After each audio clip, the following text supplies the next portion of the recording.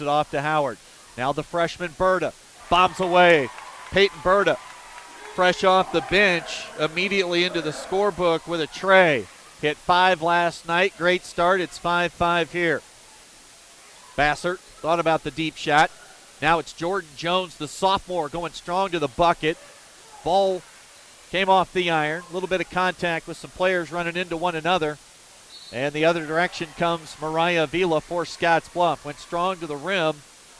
Whistle and a foul goes on Cheyenne Central.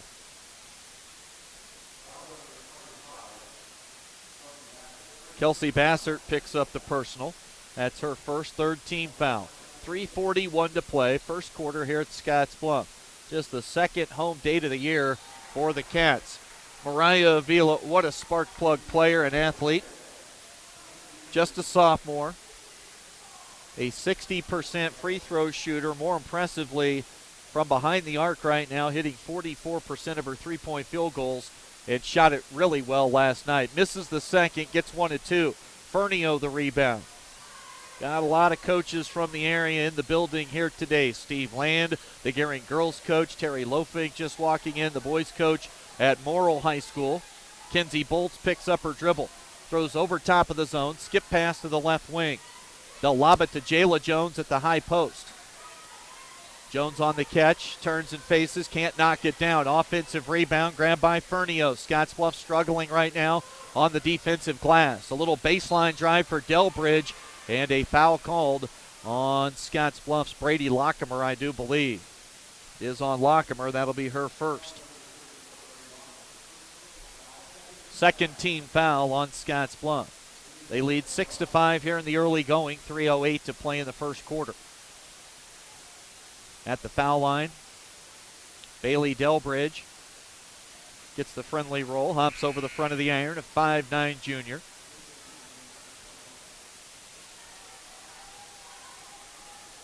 Substitution for Scottsbluff. Garcia on, replacing Lockemer. Another one of our fine high school sports sponsors is Russell's Automotive, your family-owned go-to for all those quality automotive repair needs. Tied at 6, early going Scottsbluff High. Second on the way for Delbridge, and that's the second lane violation in the game already. Not only on Central, both have been called on Ellie Fernio. So that's wiped out 2 foul shot attempts. Here comes Scottsbluff with Avila. No one stops ball, and now she shuffles that, kind of drug that off foot right there, gets whistled for the violation. 4th turnover at travel on Avila. Central into the front court with Delbridge. Kenzie Bolts on the wing right side, being defended by the freshman Berta. They're matching up right now in this zone. We go under 3 minutes to play in the first quarter. Bolts to Delbridge. Fernio posting. They run multiple defenders at her. They free up Bolts. Had her shot partially blocked. Ball into the hands of Fernio. So a second shot opportunity. They grab another offensive rebound. Fernio misses that shot. Tipped away out of bounds. Last touch by Bailey Delbridge. And Scottsbluff will get the basketball back. Tied at 6. 2:29 to play here in the opening stanza. Full court pressure for Central. Yada Garcia. Bounce pass comes in to Berta. Berta very poised for a freshman. Across the timeline, Scottsbluff into the half court. Izzy Wright. Now up top with the basketball. They swing it left wing to Avila. Now Wright. Right side on the catch and shoot 3. Partially blocked. Out of the right arm, or the right hand on the shot from Krentz. And after the block shot, we get a reach-in foul called on Scottsbluff. 3rd team foul. That goes on Aubrey Krentz. So 1 apiece early. Krentz, Garcia, and Brady Lockemer. Scottsbluff stays zone. 1-2-2, the setup here in the half court. Bolts dribbles inside the arc. Out of the corner, 3 on the way. That one wouldn't go for McKenna Sally. Yada Garcia clears the defensive rebound. Finds the shooter, Krentz. They close out on her in a hurry. Bounce pass into the painted area. Winds up a turnover. And that leads to an easy run-out bucket and layup for Kelsey Bassert. So a turnover turns into 2. Scottsbluff's got 5 turnovers already here in the first quarter. Krentz the other direction, spinning shot in the paint. Rebounded by Jordan Jones. Another fast break opportunity, high off the glass, a little wild on the shot from Bassert, and Scottsbluff clears. Minute and 16 seconds to play. Avila with the basketball out top. Yada Garcia. Scoreless early. Scottsbluff has just 2 field goals. One of them a 3 from Berta. She has it. Yada Garcia from behind the arc. Karam's off the right side of the rim into the hands of sophomore Jordan Jones. Kinsey Bolts, open look. She'll shoot the triple. Comes off long. Rebounded by Scottsbluff out near the 3-point line at the top of the key. Peyton Berta to Mariah Avila. Low-scoring opening quarter. It's 8-6 Central. An emotionally draining game for Scottsbluff last night. Lost in overtime, 75-66. Maybe the best performance they've had under head coach Dave Bolish. Still wound up a loss. Krentz, bounce pass down low to Garcia. Stayed under control, went up strong. We get a whistle, and 2 shots coming, a foul.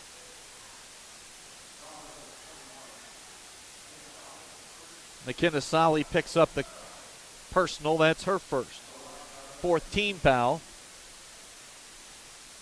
Called against Central, so Garcia at the line. 65% free throw shooter coming into the weekend.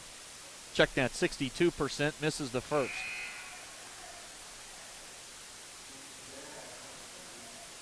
Jamison Howard back in, got the start today, scored 10 off the bench Tuesday in a blowout win at Cheyenne South, and saw plenty of minutes last night for Coach Bolish. Yada misses the second. Jordan Jones runs down the long rebound in the opposite corner. Jones will bring it up the floor herself, showing pretty good versatility. Solly, long 3 on the way. Bassert halfway down, it comes out. Again, struggling to box out. 1, now 2 offensive rebounds. Delbridge has it. Gets it to Bolts. 3 seconds to play. Bolts misses a long 3, and the buzzer sounds. A little bit sloppy for both these teams here in the first quarter tonight. Opening 8 minutes in the book. Cheyenne Central with a 2-point lead. It's 8-6 on the West Coast scoreboard.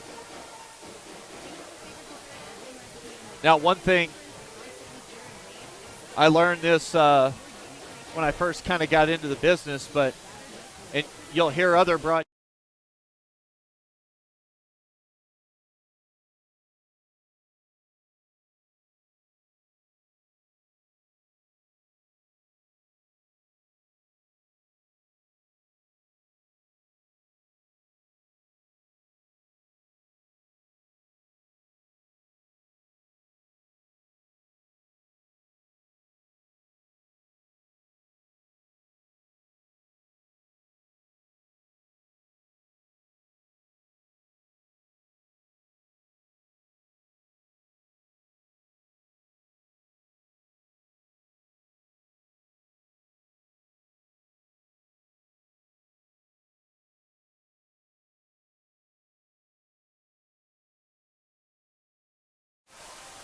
KNEB.TV and 106.9 The Trail. We're getting set for the start of the second quarter. Action this afternoon at Scottsbluff High School. Lady Bearcats and Cheyenne Central in a tight win early. It's 8-6. Central has the basketball and a 2-point lead as we're underway in quarter number 2. Scottsbluff staying in that 1-2-2 zone. Always going to be a little bit tougher to rebound out of the zone, and we've seen that early.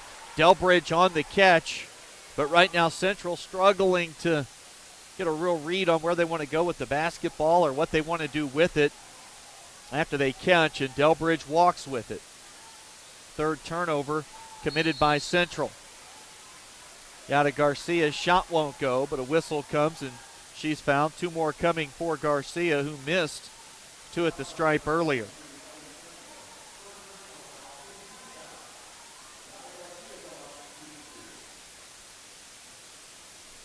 Third attempt at the foul line now for Yada.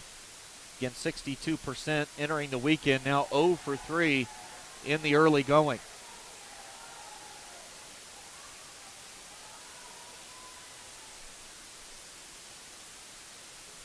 (8-6) lead. Scottsbluff scored 66 last night in the loss. 1 of 2, now 1 of 4 for the ball game at the stripe for Garcia. 1 point lead and the basketball right now for Central. They throw over top of the zone, skip pass to the left wing, Jayla Jones. Now Jordan Jones, high post, Jayla. 3 ball, left corner, would not go. Whistle over the back foul is going to go against Central. And Kelsey Bassert, that'll be her second.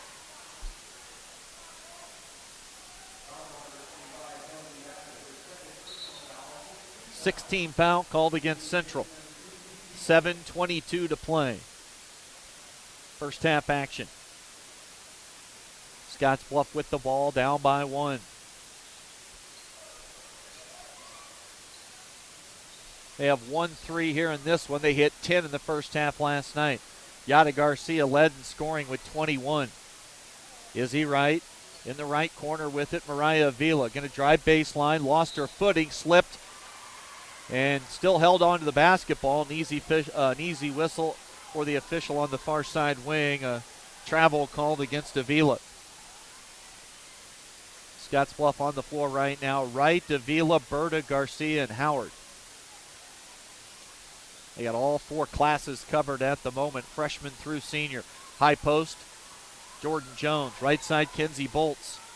And Avila reaches in, gets a steal, and then a frustration foul, reaching right back in, and caught in the act was Kenzie Bolts. 5'3" senior, that's her second. So already the 7th team foul, and the bonus time for the Lady Bearcats. 1-and-1 opportunity for Mariah Avila. 6:47 to play in the first half. What an atmosphere last night at East High. Avila sinks the first. The girls' varsity game was packed. Number 1 team in Wyoming. Scottsbluff took them to the limit. Felt like a state tournament game last night up in Cheyenne. As Avila converts 2 foul shots. All 3 of her points at the line. Scottsbluff with a 1-point lead, 9-8. Delbridge bounce pass to Bolts. Again, they're utilizing that skip pass, but Scottsbluff pretty quick to recover on the weak side. Bolts dribbles to the top of the key, gets rid of it to Jayla Jones. Jones is 6'2" senior. Now Delbridge. Quick little shot fake. Jordan Jones backs down the defender. Should have been an easy bucket. Couldn't get it to go. Offensive rebound. Fernio missed from point-blank range. Here comes Yada Garcia running the other way. I think Krentz might have got away with a walk. Missed the shot. Rebounded by Jordan Jones. Really versatile. She'll bring it up the floor herself after the rebound. Kenzie Bolts dribbles inside the arc. They dump it down low to Fernio. Looks opposite. Jayla Jones, 3-ball out of the corner. Too strong. 2 Central players collide going for the offensive rebound. It winds up in Scottsbluff's hands. And I believe Garcia's pass was going to sail over Avila's head and out of bounds, but Fernio got a hand in instead and tipped it away out of bounds. It'll stay with Scottsbluff. 9-8, little ragged here for both these teams. There's Tag Lane in the opposite far corner, the head coach, fine head coach for Central and his undefeated boys team. Avila can't knock down the outside jumper.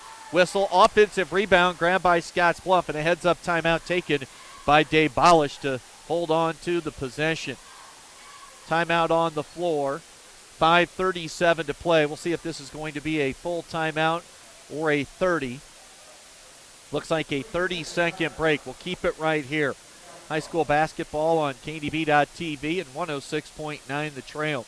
Panhandle Trails Intercity Public Transit offers regularly scheduled accessible bus service, serving communities in the Panhandle Monday through Friday. Reservations are required. Visit panhandletrails.com or call 761-TRIP. That's 761-8747. 9-8. Second quarter action here this afternoon at SHS. Central comes to town, ranked second in girls 4A, number 1 in the boys poll this week. Berta struggling to get the ball in, and that's the second 5-second violation called against Scottsbluff so far in the first half. So we've seen 2 5-second calls on Scottsbluff, and we've had 2 lane violations on Central. Jayla Jones. Now Rory Cowley, a sophomore, in for the first time. Jordan Jones, Jayla. Bumped off her spot by Peyton Berta. Catching high post extended is the sophomore Jones. Crowley. Jayla Jones thought about the 3. Out of the corner, a little ball fake, drew the defender, and then Ellie Fernio goes right by along the baseline for an easy layup. She's got 5, and it's back to a 1-point lead for Central. Yada Garcia whistled for the carry. 8 turnovers now for Scottsbluff.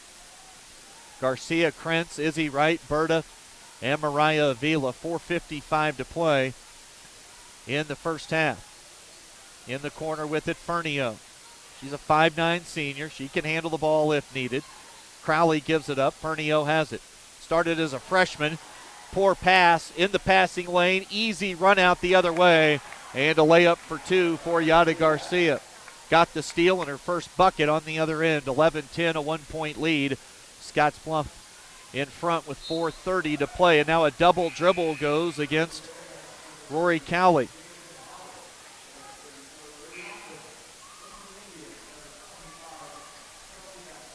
The big 7-footer walking by, Lawson Lovering, already committed to the University of Colorado for Cheyenne Central. He's not their leading scorer. He averages about 14 a game. One of their guards, sophomore Nathan Talich, averages 19. Central boys 9-0. Lockemer, live action here. Second half of the girls' game. Jamison Howard on the wing left to Avila. They'll swing it to the right side of the floor. Yada Garcia. Top of the key, out near the 10-foot volleyball stripe. Krentz has it. Now Howard. Coming up on the halfway point. We go under 4 minutes to play in the second quarter. Good on-ball defense by Kenzie Bolt, shutting down Mariah Avila. Lockemer, not going to look for her shot that far out.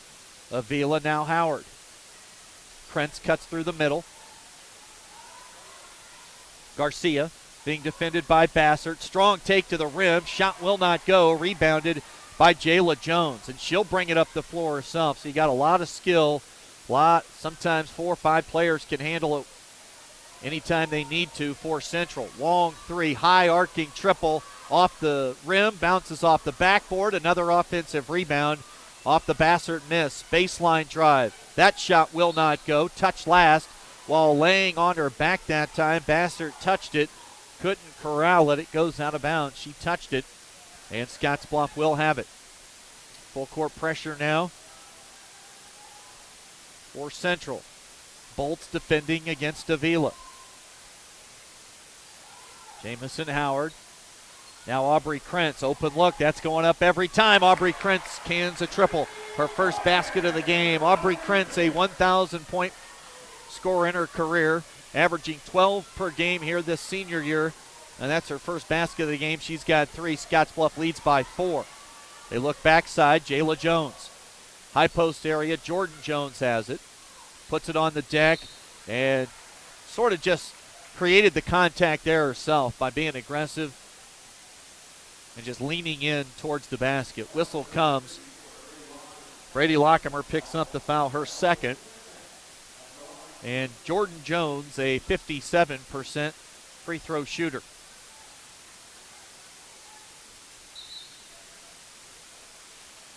First one falls for Jordan Jones. Her first point, she averages 7.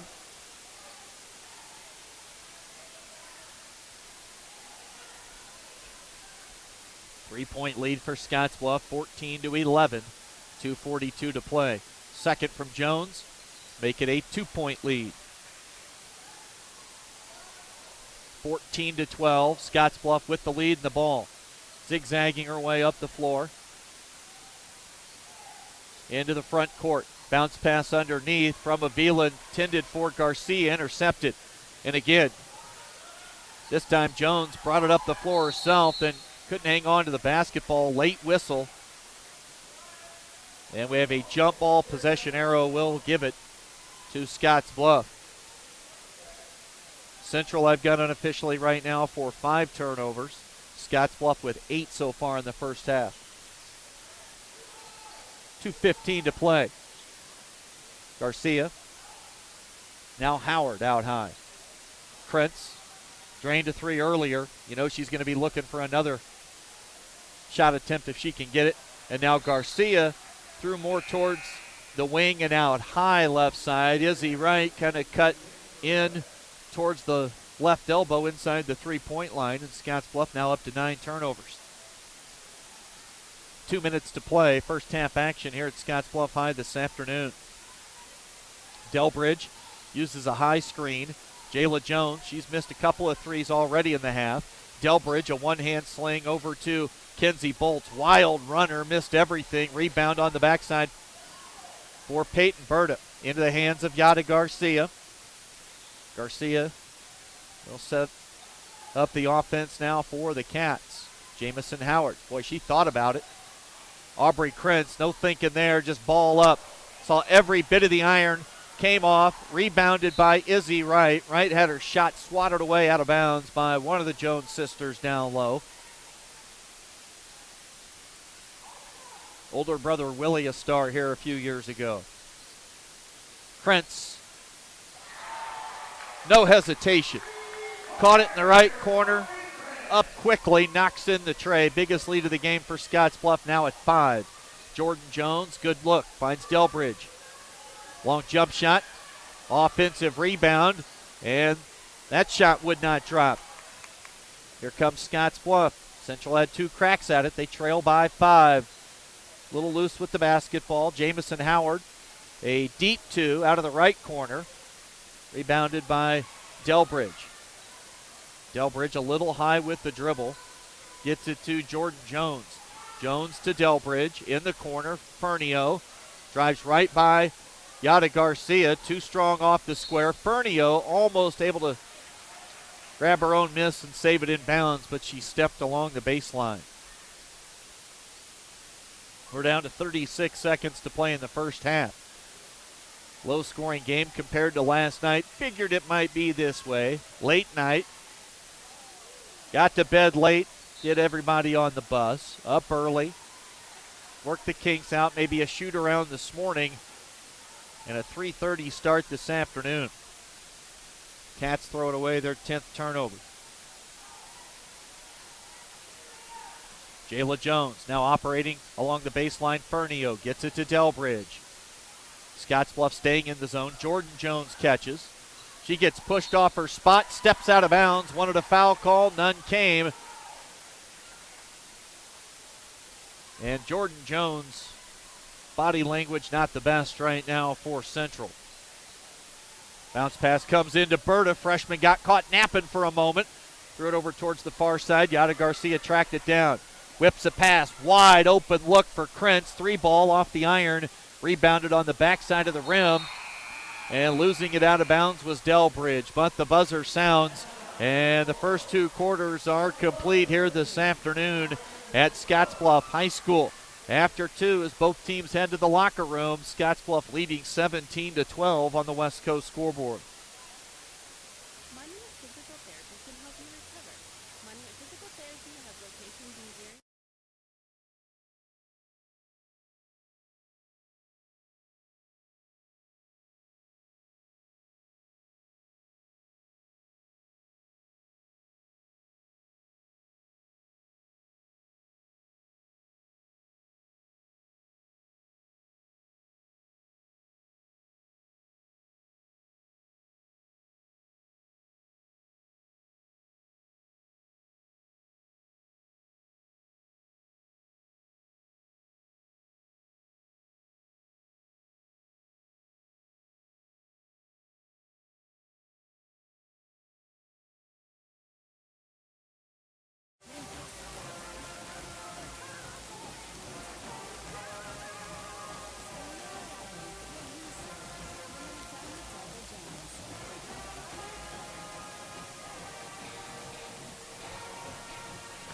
Halftime score this afternoon at Scottsbluff High. Our girls varsity action. Lady Bearcats doing a nice job bouncing back off a very tough emotional loss last night up at Cheyenne East High School in overtime, 75-66. nowhere near that type of excitement or action or scoring here, but still 2 quarters into this one in Scottsbluff in the girls action with a 5-point lead. It's 17-12 as they lead number 2 in Wyoming, Cheyenne Central, by 5. Time to look at the numbers right now, brought to you by Arby's. They are the meat crafters throughout western Nebraska and eastern Wyoming. We'll start with Cheyenne Central. Scored, they don't have a double-digit quarter yet, just 12 points in the half, 8 points in the first quarter, 4 in the second.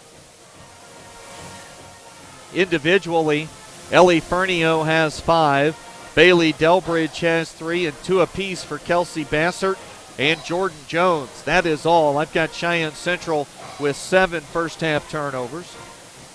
Now we move it to the Scottsbluff side of the book. Unofficially 10 turnovers and still a 5-point lead. Scoring by quarter, 6 and 11 for a total of 17. 5 players have scored in the game. Leading the way is Aubrey Krentz with 6, 2 second-quarter triples. 3 points apiece for Yada Garcia, Mariah Avila, and Peyton Berta.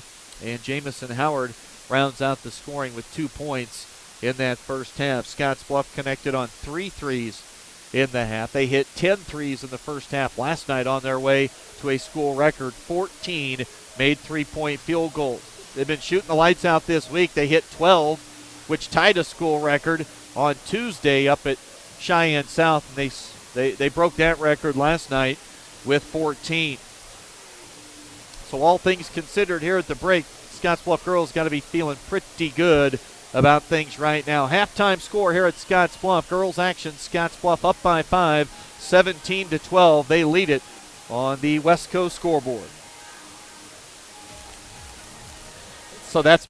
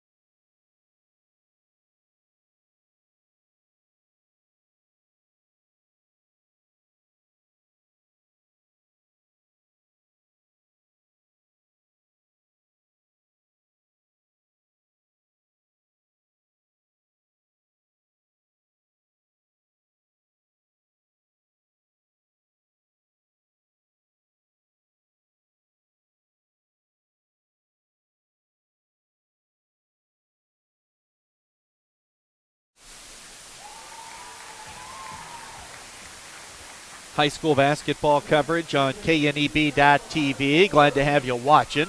Maybe you're listening on 106.9 The Trail or on the old World Wide Web at KHYYFM.com. Halftime score, Scottsbluff out in front of Cheyenne Central 17-12. Man, Monument Physical Therapy, they do a great thing for local athletes. They keep them in the game, offering the Bumps and Bruises program, 1 free consultation and 1 free follow-up for all area athletes. Monument Physical Therapy, Ian Gearing and Morrill. Chuck Heeman, the Western Nebraska Pioneers owner, starting to kind of get in baseball mode out here at half court.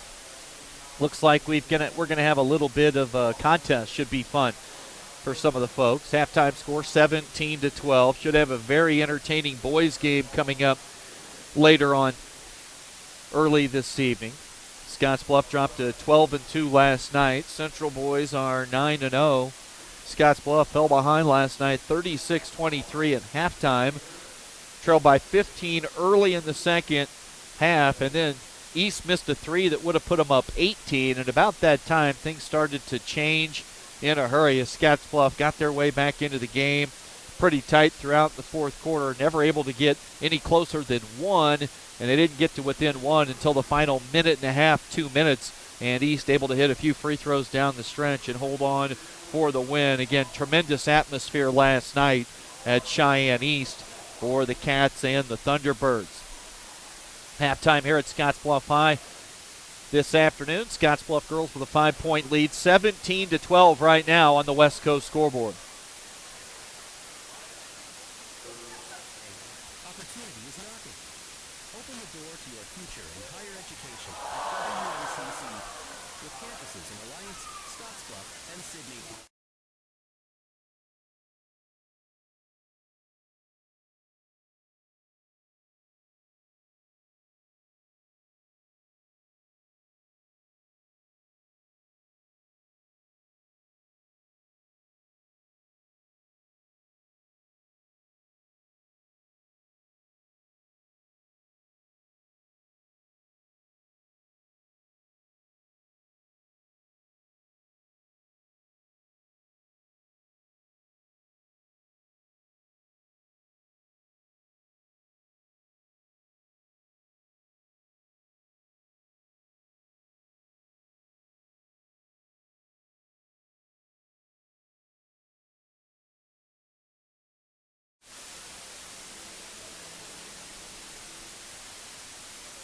Halftime at Scottsbluff High School this afternoon, a 17-12 lead for the Lady Bearcats. Little halftime contest with the Hemans and the Pioneers finishing up.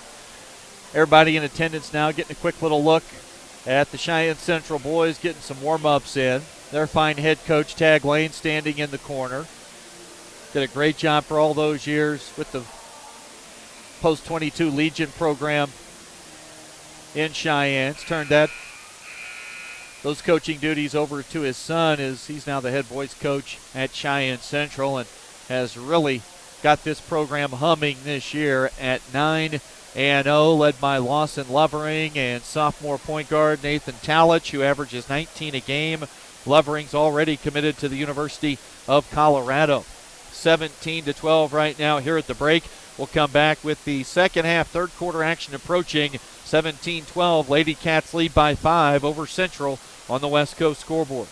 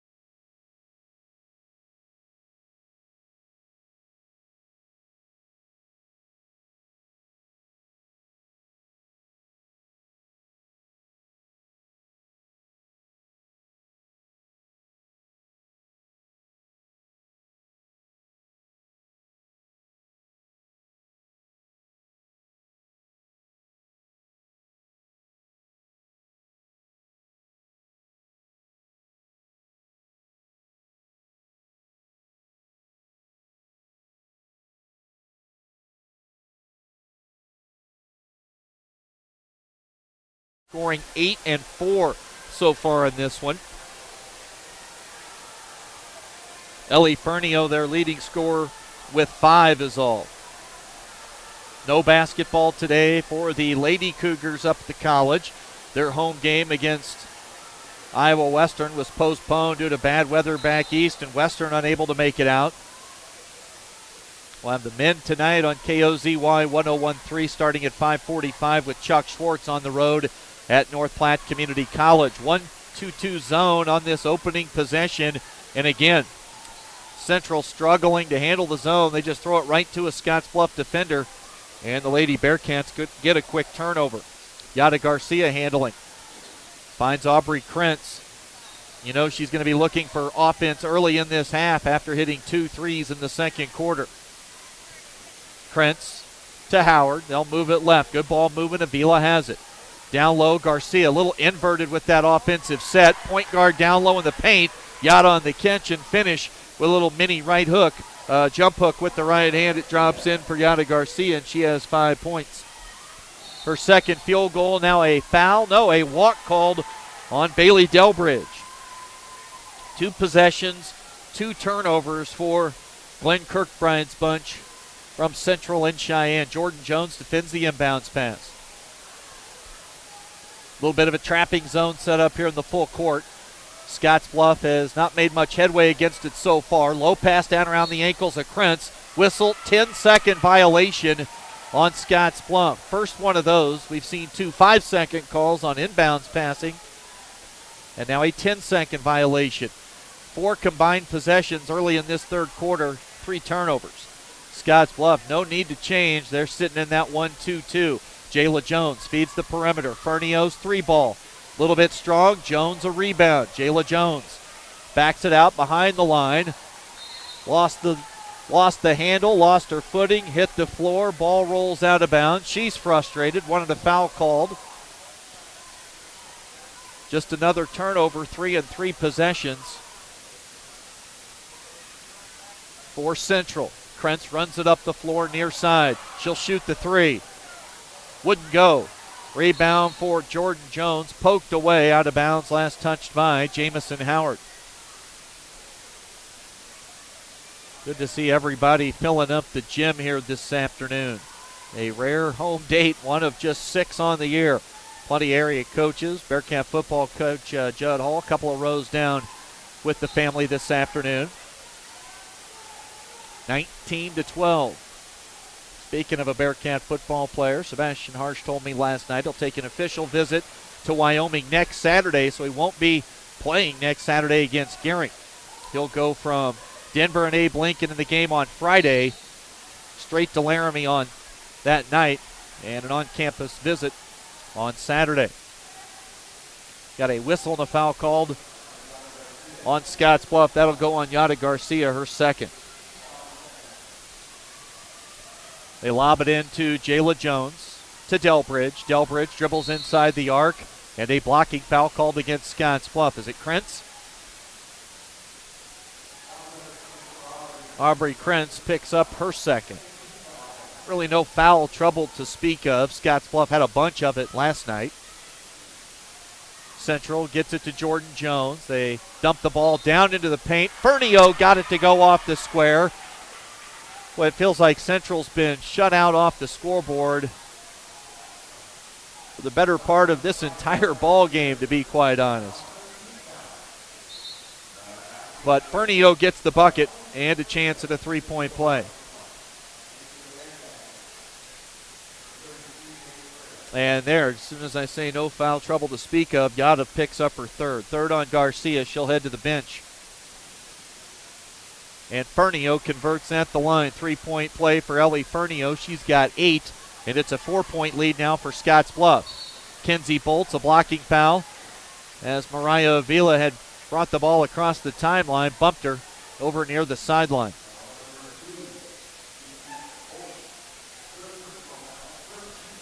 And there's former Scottsbluff head coach Joe Benson now in the building. 5:59 to play.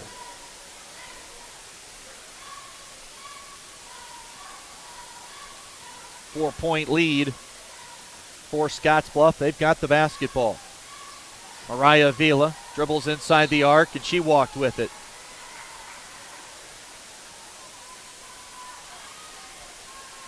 Central will get it back. Scottsbluff will drop into the half court. Delbridge to Jayla Jones. Lazy pass, tipped, deflected into the backcourt. Central tracks it down. Right side, 3 on the way for Bassert. Off the iron.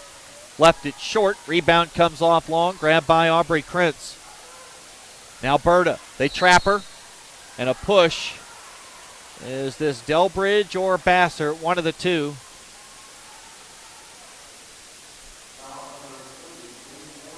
So Delbridge picks up the personal. That's her first. Second team foul here in the third, or in the second half, I should say, called against Central. Mariah Avila really coming into her own as a leader on the floor for Coach Balish here, especially over the last couple of weeks. The freshman Berta with a long three-point attempt. It wouldn't go. Outlet pass. Delbridge whips a pass to Jayla Jones. Put the brakes on. Got it to go off the backboard. Jayla Jones has her first 2 points of the game. And Scottsbluff's lead trimmed to 2, 19-17. Again, Yada Garcia on the bench with 3 fouls. Scottsbluff will look for offense from some other spots. Krentz and Berta and Avila most notably. You would assume. Missing the shot, Berta. Comes off. Touch last by Scottsbluff. Central gets it back. 4:46 to play here in the third quarter. Nice crowd already building up here. 4:46 to play, third quarter action. Delbridge handles. Bassert throws a skip pass. Jayla Jones. Bernio posting, wants it. If they get it to her, multiple defenders are going to show up. They look outside. Now Jordan Jones steps behind the three-point line, drives baseline, and we're tied 19-19 as Jordan Jones has her first basket, 4 points in the game. Yada Garcia on the bench, continues to sit with three. Avila. Lockemer's on. Avila, Lockemer, Berta, Izzy Wright, and Aubrey Krentz, the five for Coach Balish at the moment. About halfway through this third quarter, wide open. That's going to be up every time, and she's going to shoot those open threes at a very high percentage. Peyton Berta, just as Central ties the game, comes right back and puts Scottsbluff up by three. Oh, dangerous pass. It's loose. Grabbed by Avila. Gets rid of it to Izzy Wright. Berta, another to make it a 6-point lead off the iron. Rebounded by Bassert. Outlet pass up ahead. Chance now double dribble or a travel, one or the other. They get Jayla Jones really frustrated.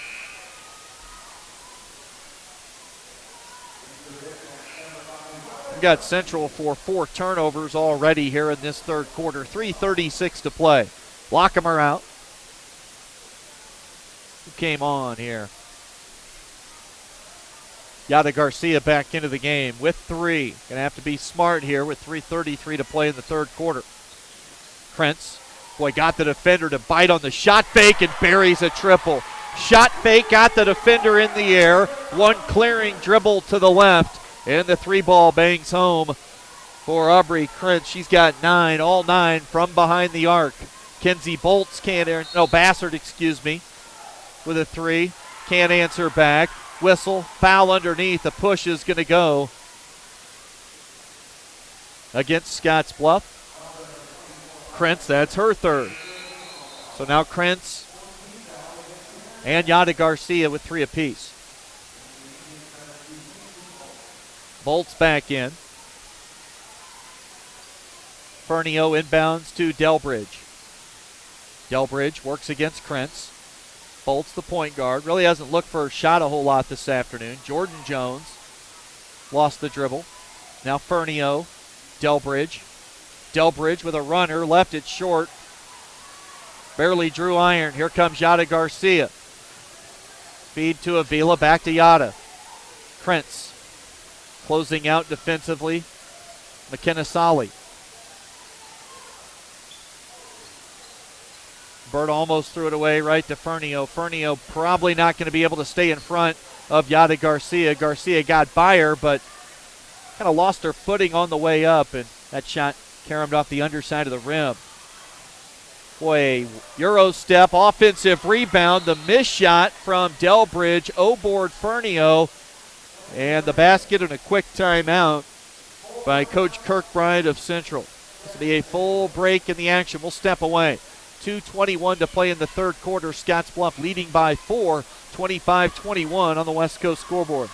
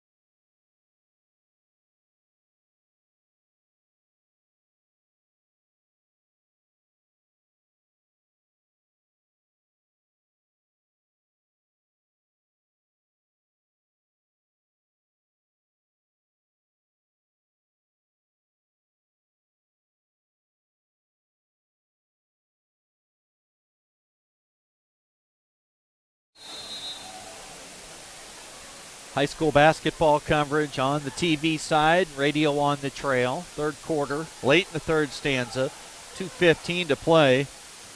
And it's Yada Garcia to Aubrey Krentz looking for her fourth three of the game. Rebounded on the miss. That's Jordan Jones, the sophomore. High dribble, almost lost it. Right side, Solly on the catch, now in the corner, Jordan Jones. Open look, Jordan Jones going to shoot the three. And that one looked good, real good for Jordan Jones. Working against the zone, they'd be wise to find her for some of those outside shots. That looked pretty. Jones splashes one in. It's 25-24. Krentz, shot blocked by Fernio. John Clanton with the ball in his hands for a moment. Good save by John down along the baseline. 1:36 to play. Peyton Bird, the freshman, inbound. Little bounce pass into Yada Garcia. Garcia in traffic, loses the basketball. Bolts has it. Pass up ahead to Fernio. Fernio crosses the paint to her left hand, and the layup puts Cheyenne Central in front, 26-25. A 7-0 run. And now 3 in the key called against Scottsbluff. Back-to-back possessions ending in turnovers. 6 in the quarter. They had 7 is all at halftime. 1:16 to play. In the third quarter, Jordan Jones, they'll close out on her in a hurry after that made three. Jones lost the basketball. They'll give her back the dribble, and now they call a carry. Just lackadaisical with the ball in her hands for Jordan Jones. 62 seconds left in the third. Dangerous inbounds pass, a turnover. Bolts. Her pass tipped, still loose. They've got a foul, and it's going to go against McKenna Solly. That'll be her second. Nope, they'll say Bolts. That'll be her fourth. So Bolts will most likely be the one heading to the bench. Bolts will sit. And Jayla Jones, the senior Jones, back in.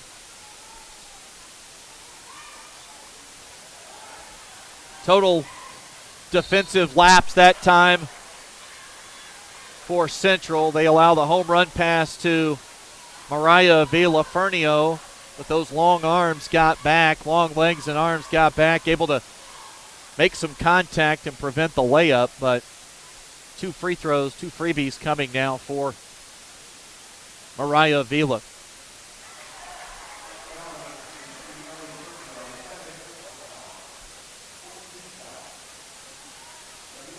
All 4 of Mariah's points have come from the foul line. And she hits the second, got both. Scottsbluff back in front by a point, 27-26, 50 seconds to play in the third quarter. Ball's tipped, another turnover committed by Central. Ragged play all the way around. Avila Berta, 3 off the wing, off the heel of the iron, up high for the rebound, Jordan Jones. Jones, they reach in, they almost get a steal. Fernio has it. She'll dribble across the timeline, bounce it into the corner. Fernio cuts to the right block area, misses the layup. Ball loose, grabbed by Yada Garcia. 22 seconds to play. 2-on-1 the numbers right now. Ball deflected and Scottsbluff turns it over. Their fourth of the quarter. Outlet pass. They'll bounce it to the right block. Might have got away with a travel. Solly lays it up and in. And Central leads 28-27. 4 seconds to play. Scottsbluff going to have to recognize time. 3 at the buzzer off the front of the iron.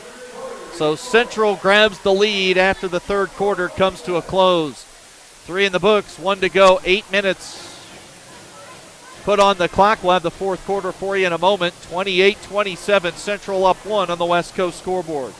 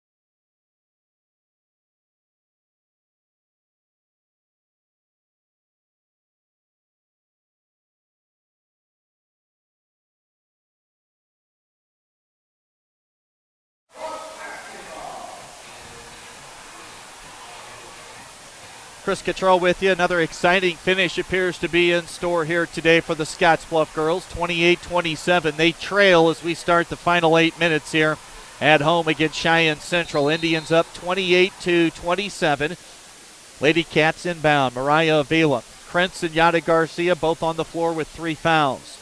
Avila head up on the dribble, being defended by Jordan Jones. Picks up her dribble, looking right, now feeds the left wing Krentz. Yada Garcia, they'll reset. She holds up 2 fingers. They'll run that play. Spin dribble into the paint, lost it. Off her knee, Avila has it. Avila, a little scoop shot with the left goes for the sophomore Mariah Avila. She has 7. Back and forth we go here over the last couple of game minutes. Reach in foul, that's number 4 on Yada Garcia.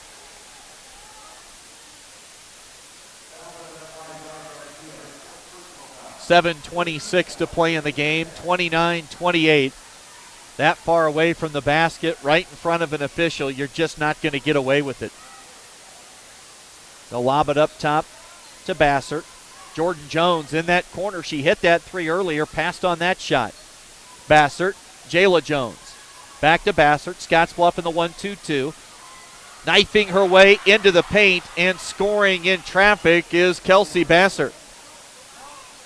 1 point lead for Central, 30-29, as Scottsbluff hopes to avoid Heartbreak Hotel for a second straight game this weekend. Along the baseline, Berta finds Krentz. Krentz gets rid of it. Now Avila. 6:43 to play in the fourth. Yada Garcia, tough shot in traffic. Jordan Jones grabs the miss. Jones pushes herself. She'll take it right to the rim, and Jordan Jones with the layup. 5'10 sophomore has 9. 7 of the 9 here in the second half. Looking to tie the ball game up. Mariah Avila off the iron, tracking down the rebound solid to Jordan Jones. She'll show that versatility and just bring it up the floor herself. Picks up her dribble, lobs it over top of the zone. Delbridge, high post, Jordan Jones. Off the square with the left hand. Really nowhere near falling, and Avila has it. Scottsbluff has numbers now. If they can take advantage, they'll get an open look for a tie. 3 ball for Yada Garcia, or 32-32, and a timeout taken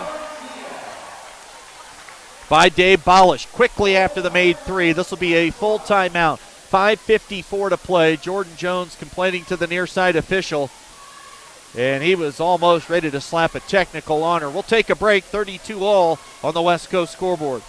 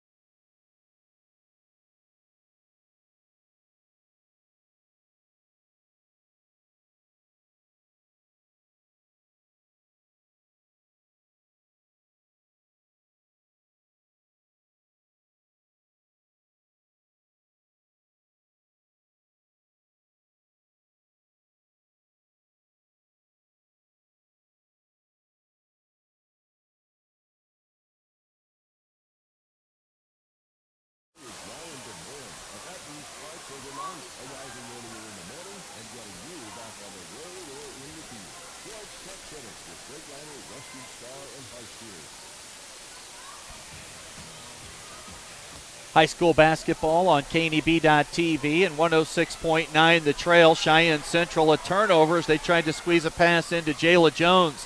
In transition the other direction, a wide open 3 for Aubrey Krentz. Off the iron, offensive rebound to Brady Lockemer.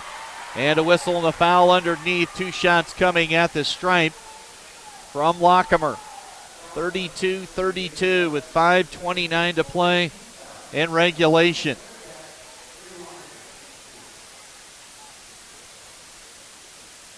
Lockemer on the season, a 50% free throw shooter. Scottsbluff goes back in front. 33-32 on the Lockemer make.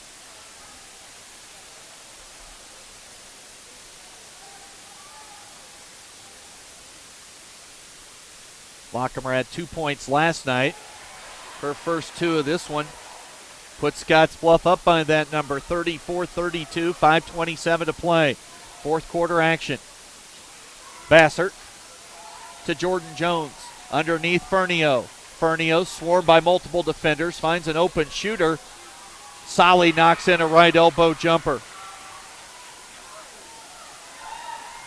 Back to a tie ball game. And a blocking foul called against Jordan Jones. And if you're Jones right now, the number one thing you have to do is keep the emotions in check. Tie game. You can't pick up a technical foul at this point. Underneath, Yada Garcia got quick position against Delbridge. And Yada now in double figures with 10. 4:53 to play in the game. Scottsbluff staying in the 1-2-2. Jordan Jones. She'll throw over top of the zone. Cut off the square. Bassert.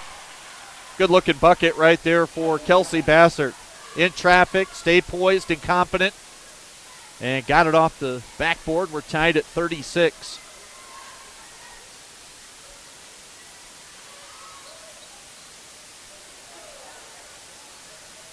Krentz can't knock down a long three. We're going to have, I think, a jump ball here. Possession arrow will give it to Central. Central in the road blacks, Scottsbluff in the home whites here this afternoon. Jamison Howard's out. So the five on the floor right now for Coach Bolish: Berta, Avila, Krentz, Lockemer, and Garcia. Freshman, sophomore, senior. The setup right now for the Lady Bearcats. Jordan Jones, baseline drive.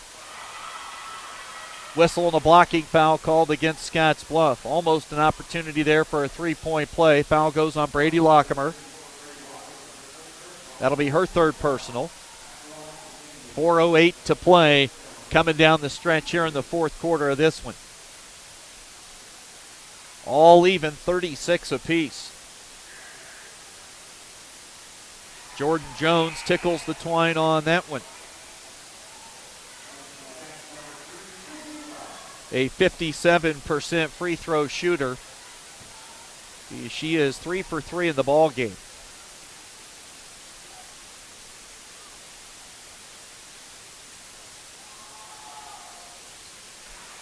Jones perfect. Back to a 2-point lead for Central, 38-36. Avila sprints across the center court stripe. Coming right, now gets it to Yada Garcia, the senior, ready to go to work. Hesitation, little head fake even on the dribble. Forced it up in traffic. Wanted the foul call, no whistle. Jones the rebound. She'll bring it herself. Jordan Jones. Pull-up jumper. Missed it. Missed everything short. Krentz has it. And now Krentz will look to run. Krentz has an open teammate. Good look underneath. Berta short on the layup. Whistle foul. Berta grabbed her own miss. She'll get 2 now at the stripe.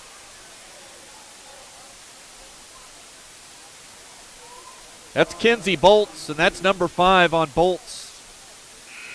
Her day is over, no points. Senior point guard came in averaging just 2, so it's not the scoring they'll miss. It's that senior leadership and ball handling ability, with Kinsey Bolts having fouled out of the game with 3:37 to play here in the fourth quarter. 38-36. Central with a 2-point cushion right now is all on Scottsbluff. Berta, the freshman, calm and collected, hits the first.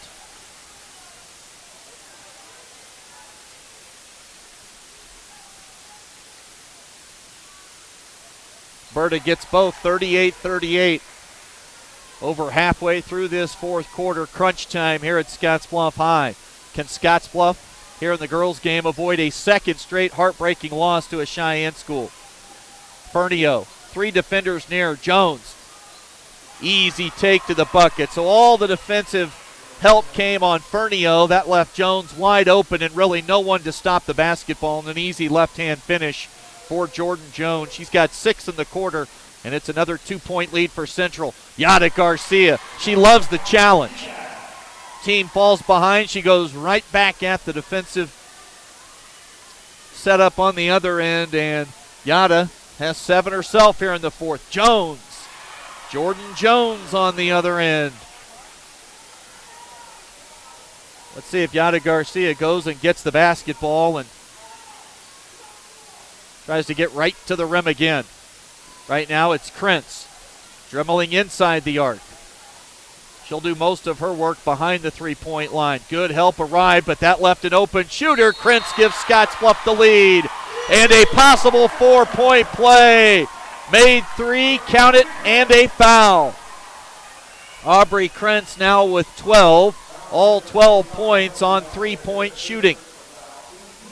2:29 to play here in the ball game. Scottsbluff leading again, 43-42. And Krentz at the line, where on the year she's a 65% free throw shooter. To put Scottsbluff up by 2. Right hand release, and it rims out. And a third lane violation here in the ball game called against Cheyenne Central. Weird.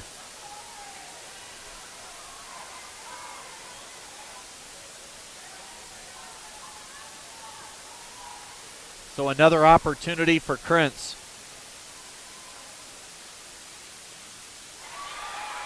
Buries that one. 4-point play for Aubrey Krentz. 2-point lead for Scottsbluff. Got to find Jordan Jones in this zone defense. Fernio, open shooter out of the corner. 3-ball gives Central the lead. McKenna Solly knocks it in. Huge shot for Solly. She's got 7, 5 in the quarter. 1-point lead for Central. Action really picking up here in the fourth. Yada Garcia barking at the official along the baseline. She wanted a foul. Whistle comes as the ball goes out of bounds. Lockemer will inbound it for Scottsbluff. Lockemer and a turnover. Threw it in low at the feet of Avila, and it kicked out of bounds.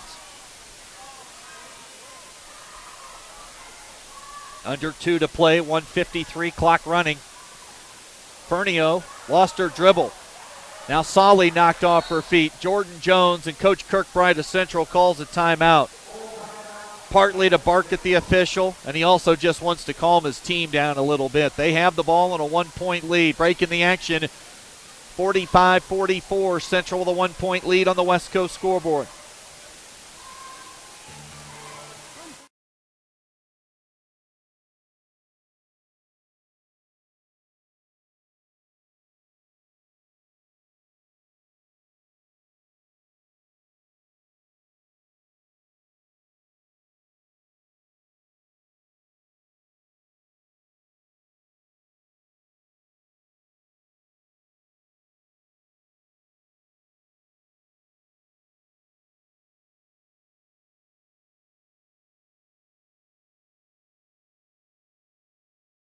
This is not more of a common, less physical thing, offering a variety of specialized treatments and the highest quality physical care.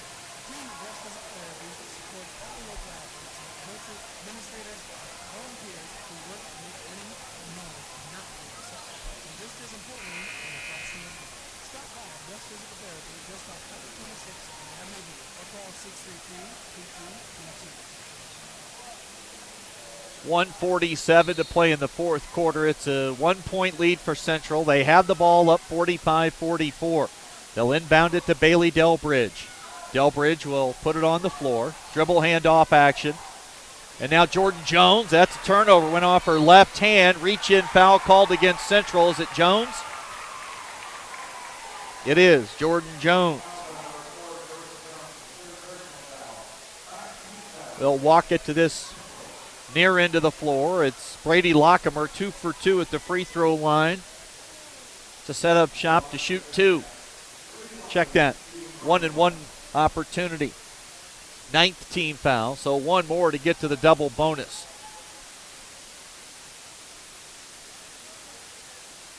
Lockemer looking for the tie. Misses the free throw, rebounded by Fernio.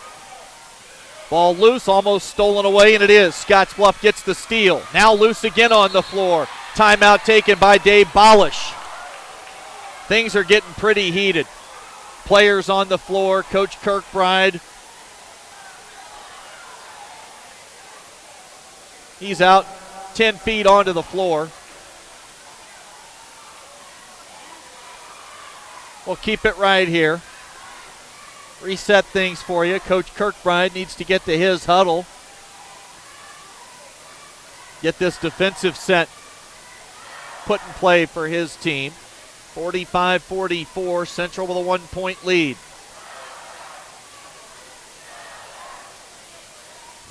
Action got a little frenetic there as Scottsbluff poked it away from behind. Ball was loose. They picked it up, got knocked away. Izzy Wright fell on it for just a split second. And they still gave Coach Bolish the timeout before that ball came loose. Looked like a rugby scrum out there for 3 or 4 seconds. Boys action coming up here a little bit later. 45-44. Tight one here down the stretch. Krentz, Berta, Garcia, Izzy Wright, and Avila, the 5 right now for Dave Bolish and the Lady Bearcats. It's Scottsbluff basketball. They'll inbound from the far wing. Inbounds pass comes to Avila. The sophomore Dynamo handles, picks up her dribble, looks for help. Got a back cut, ball loose. Izzy Wright had her shot block into the hands of Berta. Tough angled shot, rolls in for Scottsbluff. The freshman puts him in front. She's got 4 points here in the fourth quarter, 46-45. Lady Cats lead it by 1. Delbridge might have got away with a walk. No whistle, and they float one up and in. Bailey Delbridge gets the bucket. Another timeout. This will be a 30-second variety. 1:03 left in the game, 47-46. As Central goes back in front quickly.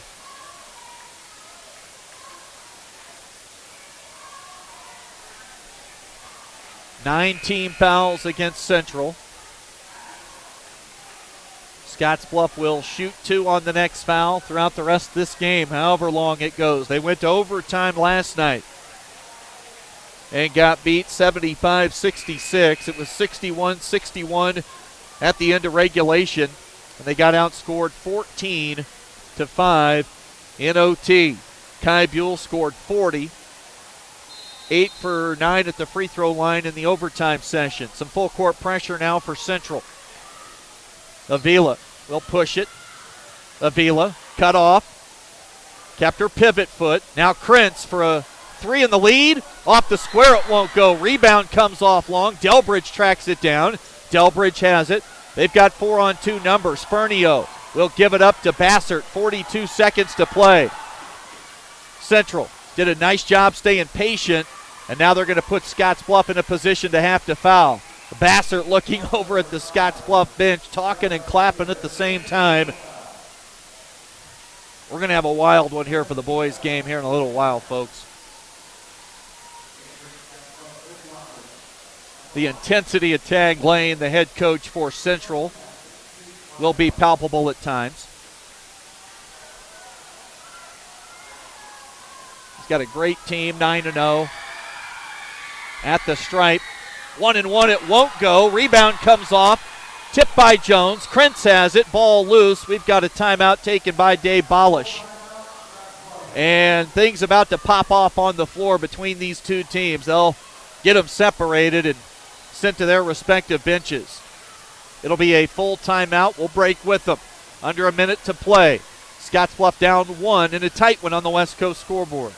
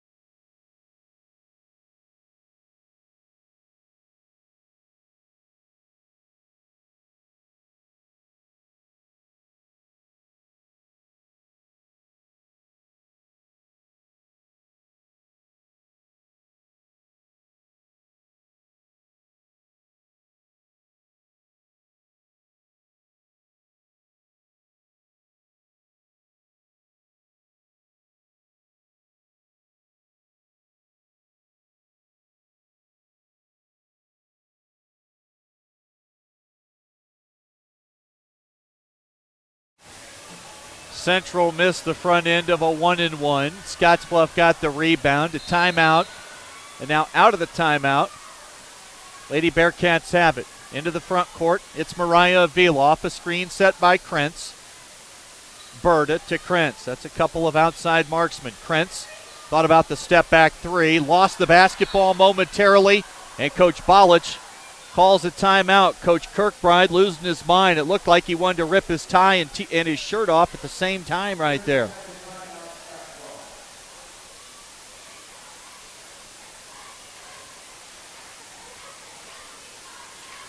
Wild finish coming up here for this girls matchup on KNEB.TV and 106.9 The Trail. 47-46, late stages of this fourth quarter. And Scottsbluff will have the basketball coming out of the timeout once again.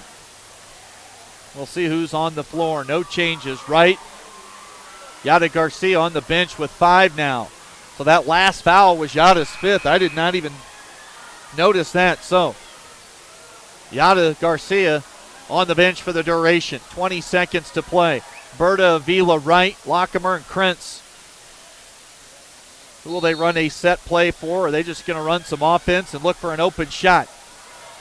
Avila got pushed. Avila spins into traffic. Wide open underneath. Lockemer missed the layup. Ball comes off the rim. We're going to get a whistle and a jump ball. Possession arrow. It'll stay with Scottsbluff. I thought she might have traveled with it. They go with the jump ball. And luckily for the Lady Cats, possession arrow, it'll stay with them. Berta, the freshman, will inbound. If you're Central, you've got to watch Berta. Inbound and then cut for an open shot somewhere. Berta gets it into Lockemer. Now Izzy Wright, top of the key. 6 seconds to play. Krentz, off balance. Leaner will not go. Ball comes off. It's loose. Stealing it away. Fernio. And the buzzer sounds. Cheyenne Central gets out of town with a 1-point win. Devastating weekend for the Scottsbluff girls. An overtime loss last night at Wyoming Big Class number 1 Cheyenne East by 9 in OT. And today, 47-46.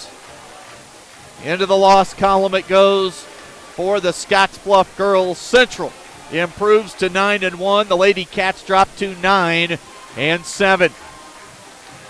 Take a timeout and come back with a Runs a post-game show following a girls matchup here on the Rural Radio Network.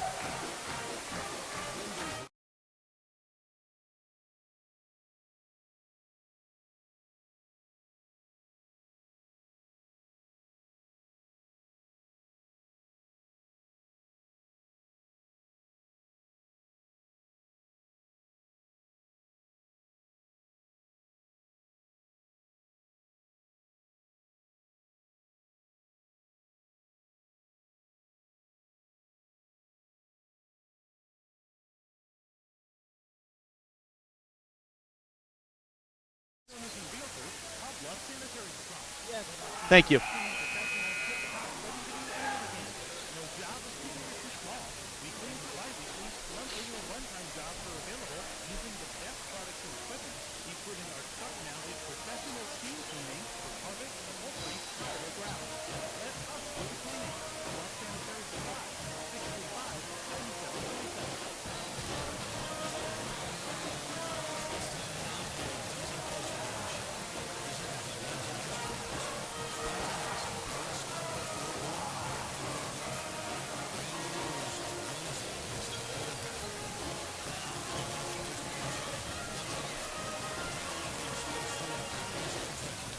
Well, for a second straight day, a wild one for Dave Bolich and the Scottsbluff girls.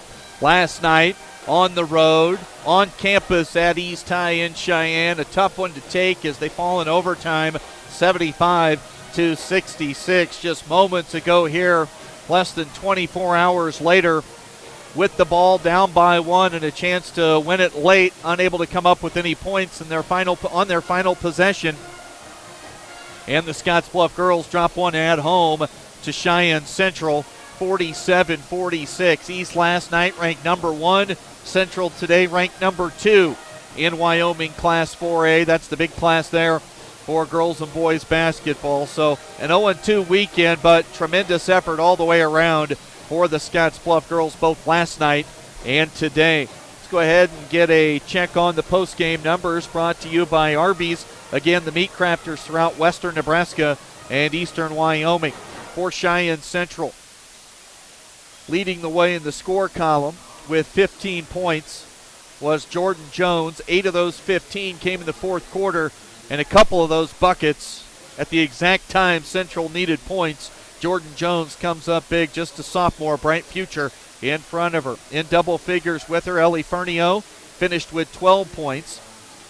Kelsey Bassert had a 6-point effort today, 5 for Bailey Delbridge. 2 points for Jayla Jones. Really quiet game today for the senior Jones.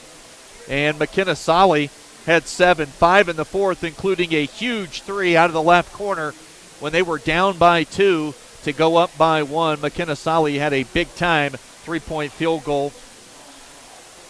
As Central then never relinquished the lead from that point on, and they win at 47-46. They score 35 points in the second half after finishing with just 12 in the first half. So able to dial that offense up. They must have made some good adjustments against that 1-2-2 zone in the half court. Let's get to the Scottsbluff side of the scorebook right now. Yada Garcia scored 7 in the fourth quarter. She finished with 12. Scored 21 in the last night. Also in double figures with 13. The lead Scottsbluff in scoring was Aubrey Krentz. Mariah Avila had 7. 10 points, a double figure game for Peyton Berta. 2 points for Brady Lockemer and 2 points for Jamison Howard. Scottsbluff's down quarter, 6 points in the first. They scored 10 in the third quarter. And a 19-point fourth quarter. And you get that final of 47-46 as Cheyenne Central improves to 9-1 on the season, and Scottsbluff falls to 9-7. We'll step away and come back with our Taco John's Player of the Game. That's right after this when we come back with more on the Rural Radio Network. Now,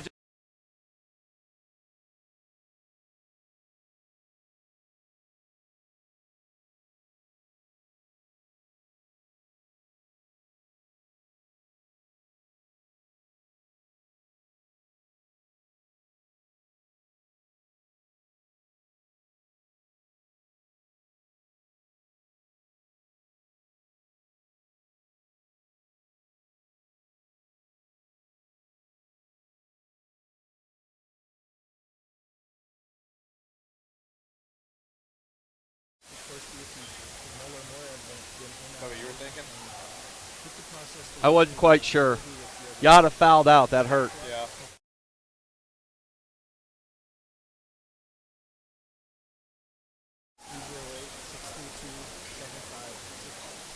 I think that 3 put him ahead.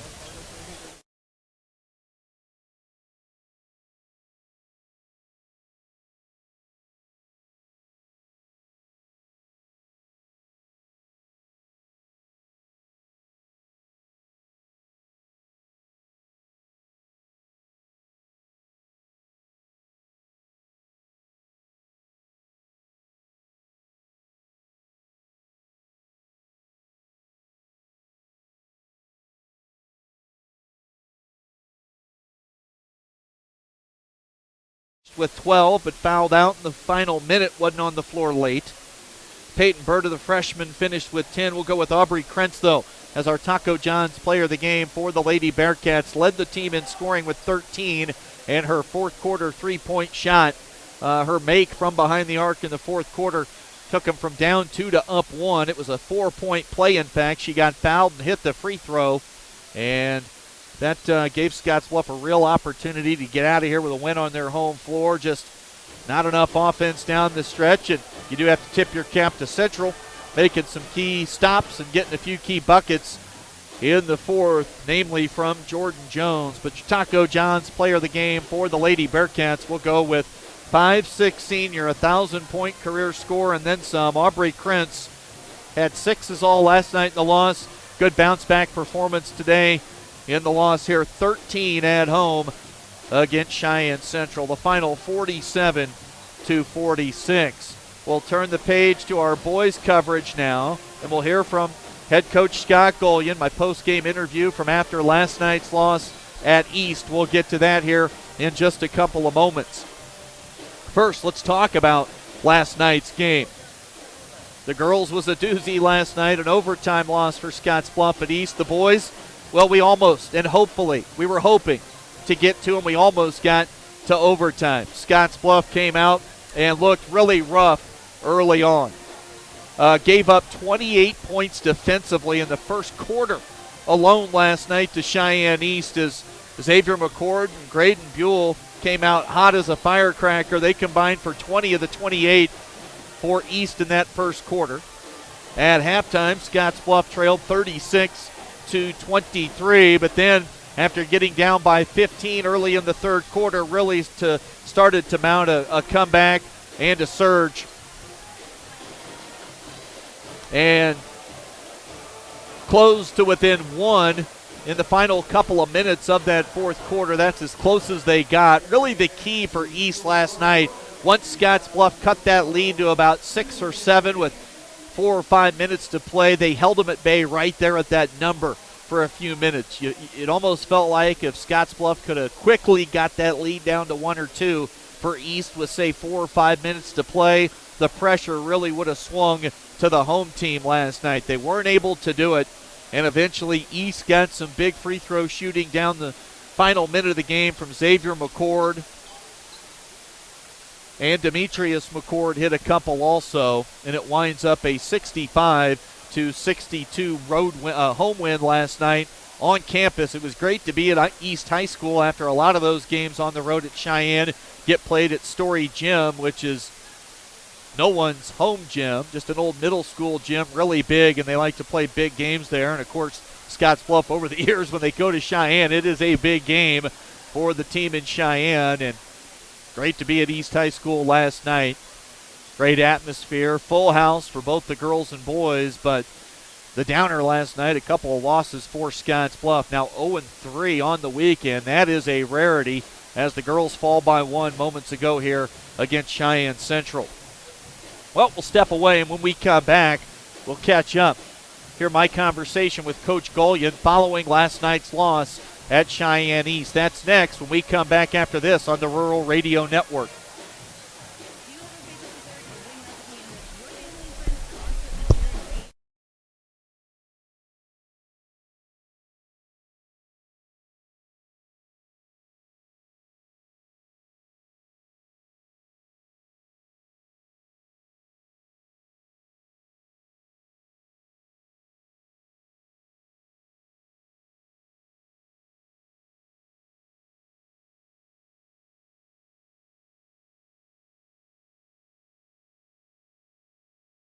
Time to visit with Cats head coach Scott Golian. Coach, I guess first things first, what was the difference in this game tonight, in your opinion? First quarter, first half. Played with more intensity in the second half than we did in the first. They got off to a fast start with some of their stuff. They hit some shots early.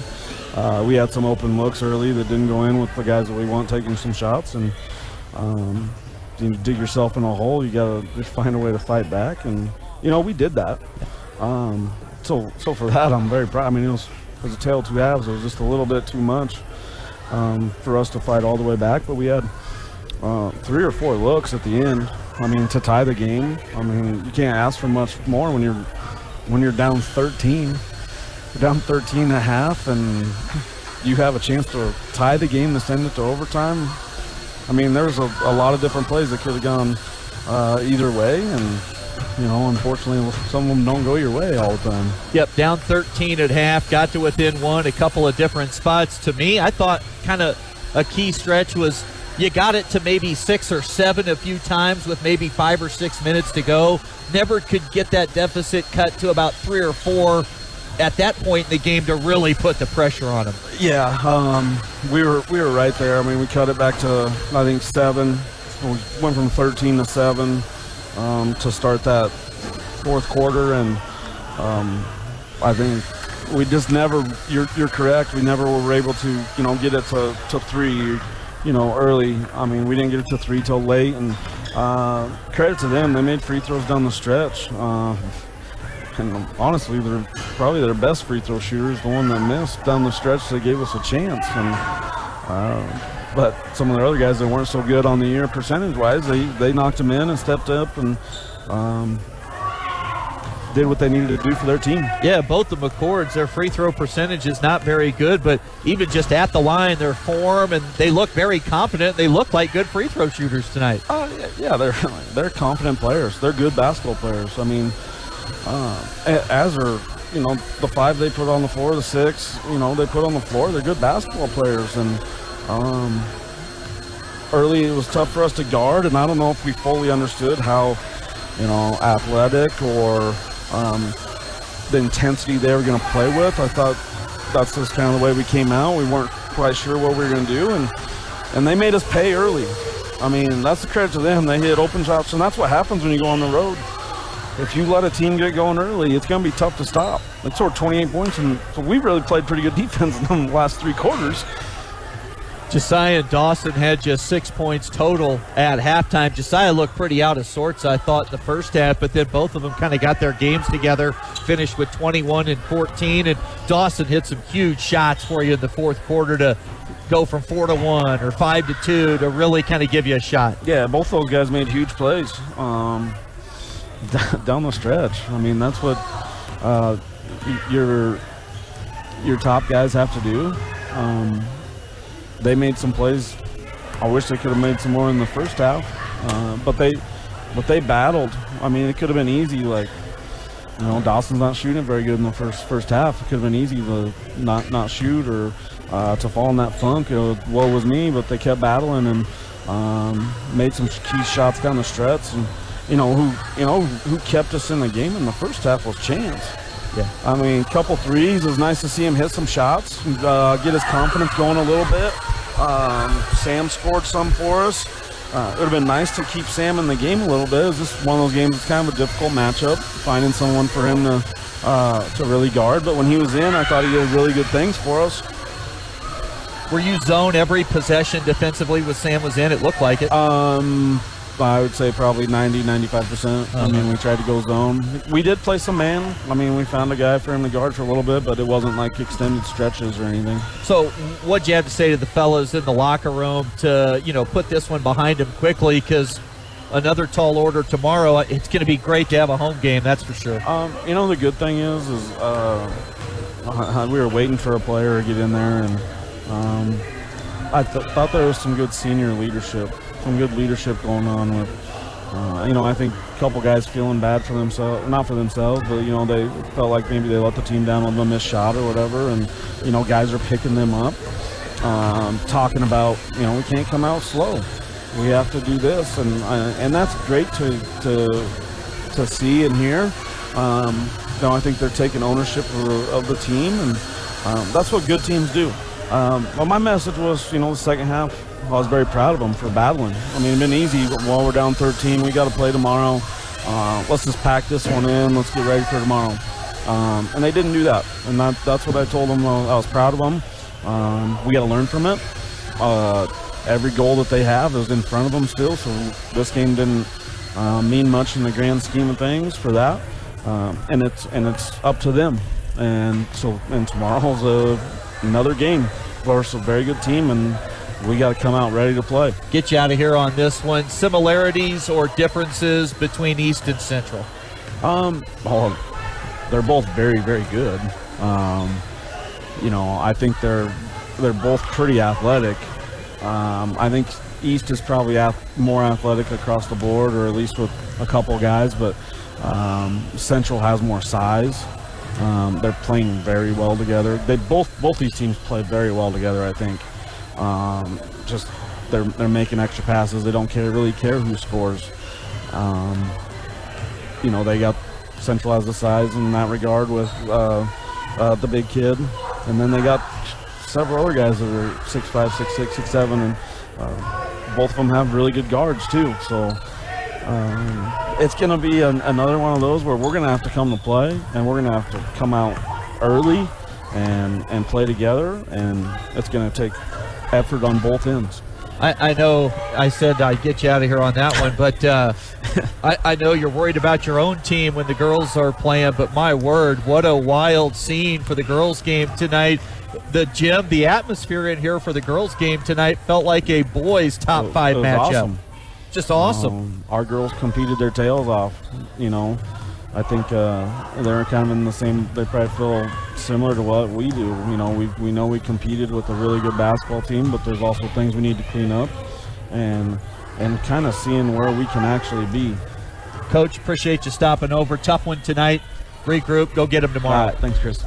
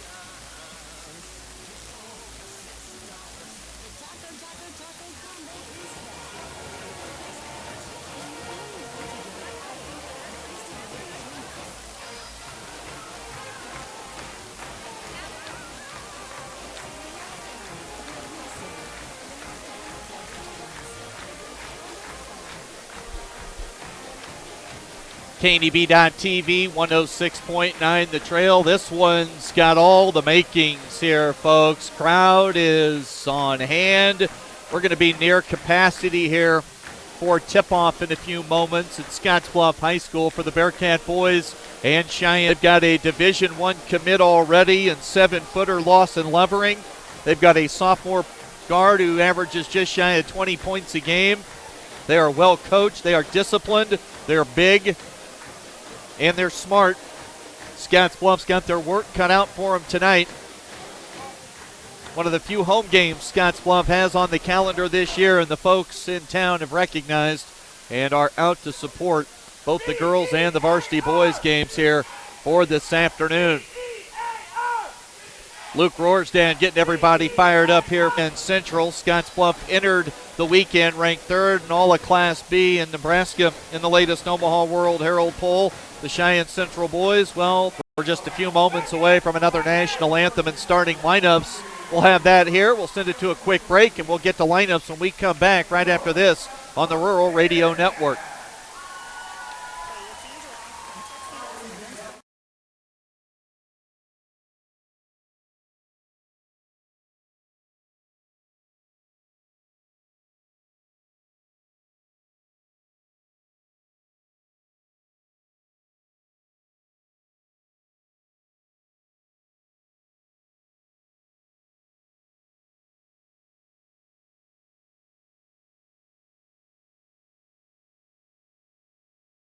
When the wind howls and the snow blows, there's no place you'd rather be than at home, warm and cozy. You're not the only one. Lights don't take the winter off. In fact, the colder it gets outside, the harder they work to do inside. Sharing your home with rodents can be dirty, dangerous, and costly. Let Denzel Pest Control make sure that you and your family are comfortable and pest-free this winter. With more than 4 decades and 3 generations of service for the Wild Rascal region, Denzel Pest Control are the professionals to call. Visit DenzelPestControl.com or find us on Facebook.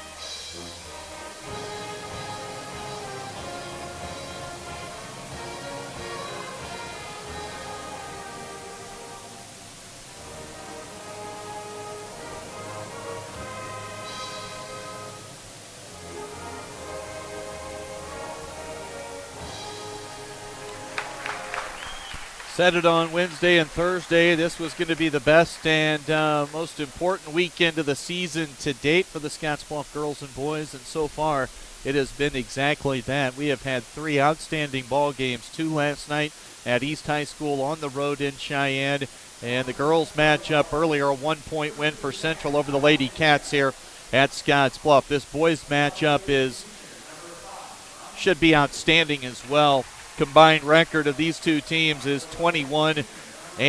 Let's get you the starting lineups brought to you by Western Nebraska Community College. From diplomas to degrees, it's for me. Learn more at wncc.edu. The starters for Central and head coach Tag Lane. Ryan Stampley, a senior guard, averages 4 a game. Lawson Lovering, the 7-foot junior, down low. 14 points per game, 10 rebounds. Nathan Talich, sophomore guard, averages 19 points a game, their leading scorer. Brady Storbo, 12 a game. Carter Labados averages 4 points, 3 rebounds, and 4 assists. Now your WNCC starting lineups for Scottsbluff. Josiah Diolas, a 6-foot senior, averages 20 a game. Jack Darnell, 6'1 senior wing. Kind of a grinder, roll guy, do it all, glue type. 1.5 points, 3 rebounds. Chance Parker averages near a double-double, 9 points and 9 rebounds a game. Dawson Moore, second on the team in scoring, shooting 39% from three-point range. He averages 16. He had 14 last night. And Sam Clarkson, the 6'6" senior post player, averages 9 points a game. Did not start last night just due to defensive matchups. Sebastian Harsh got the start. Harsh will head back to the bench and come off quickly here in this one. Scottsbluff in the home whites, Central in the road traveling black uniforms for today. Looks like Lovering and Chance Parker will jump center. Our opening tip brought to you by Papa Murphy's Pizza at 2801 Avenue B in Scottsbluff, where it's always love at 425 degrees. Big one here for the Cats. Undefeated Central in the building. We are underway. The Colorado commit, Lawson Lovering, controls the tip. Ryan Stampley handles the basketball. Stampley off a high screen from Lovering. With it on the left wing is Labados. Now Stampley again, Lovering. On the catch. The three-point shot will not go. On the miss that time was Brady Storbo. Scottsbluff has it into the front court. Clarkson quickly right back to Diolas. Josiah got off to a really slow start last night. He and Dawson Moore had only 6 points combined at halftime. Jack Darnell, first shot of the ball game, will not go for the catch. Rebounded by Nathan Talich. Now Storbo's going to drive baseline and lay it up with a right hand. He wanted it and one. Brady Storbo's got the first 2 points of the game. Central with the early lead. Nearly a minute gone by. Diolas to Dawson Moore. Jab step to the left. Swings the ball right to left. In the corner. Near the corner right side. 3-point field goal will not go for Diolas. Rebound by Stampley. High dribble. Storbo posting up is Lovering. Lawson Lovering. Outside Talich. Just a sophomore. He averages 19 a game. He's got the ball. Brady Storbo. Brock, his brother, will come off the bench. He averages 8 a game. Lovering at 14 points and 10 boards a night. And this is what you'll get from Central. They will stay disciplined. They will not rush shots. And they will just run their stuff until they get what they're looking for. Never going to look to panic. That time Lovering a little bit wild, trying to get his first shot off for the night. 2-0 the lead stays for Central. Clarkson underneath. And an early foul called against Lawson Lovering. So the big guy picks up a foul in the game's first minute and 49 seconds. Obviously, foul trouble for Lovering changes the entire tenor for this Central team, whether it be today or any other ball game. Sam Clarkson misses at the stripe. He's a 54% free throw shooter. Sam will play football in the fall at Northwest Missouri State in Maryville, one of the top Division II powers in the country. 2-0 lead, Central. Clarkson tries to get Scottsbluff on the board. He misses both. Brady Storbo the rebound. Here comes Central with Stampley. He'll lob a pass to the wing. Storbo shoots the triple. Bounces off the iron and won't roll in. Diolis pushes the basketball behind his back in traffic. Steps through. Standing his ground was Lovering. Outlet pass, and that'll be the first turnover of the game committed by Cheyenne Central.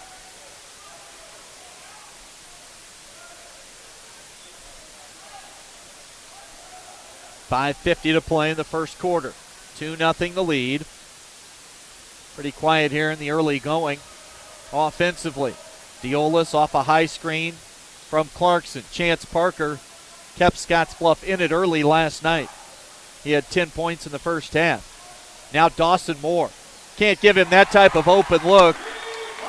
Shooting 39% from behind the arc, and Dawson Moore makes it a 1-point Scottsbluff lead. Talich comes to get it. High screen from Lovering. They push Talich out away from or near the center court stripe. Talich in trouble. Ball loose on the floor. Dawson Moore has its second straight turnover for Central. Darnell along the baseline. The long arm of the law right now there for Lovering. Knocks it away out of bounds. Nearly 3 minutes gone by. Scottsbluff leads 3-2. Open look, another three. Dawson Moore off to a hot shooting start. 2 for 2 to start the game from long range. 6-2 the lead for the Cats. Trying to avoid a very rare 0-2 weekend over the last decade or so. Labatos inside the arc. Will play it to Talich. Back to Stampley. Lawson Lovering.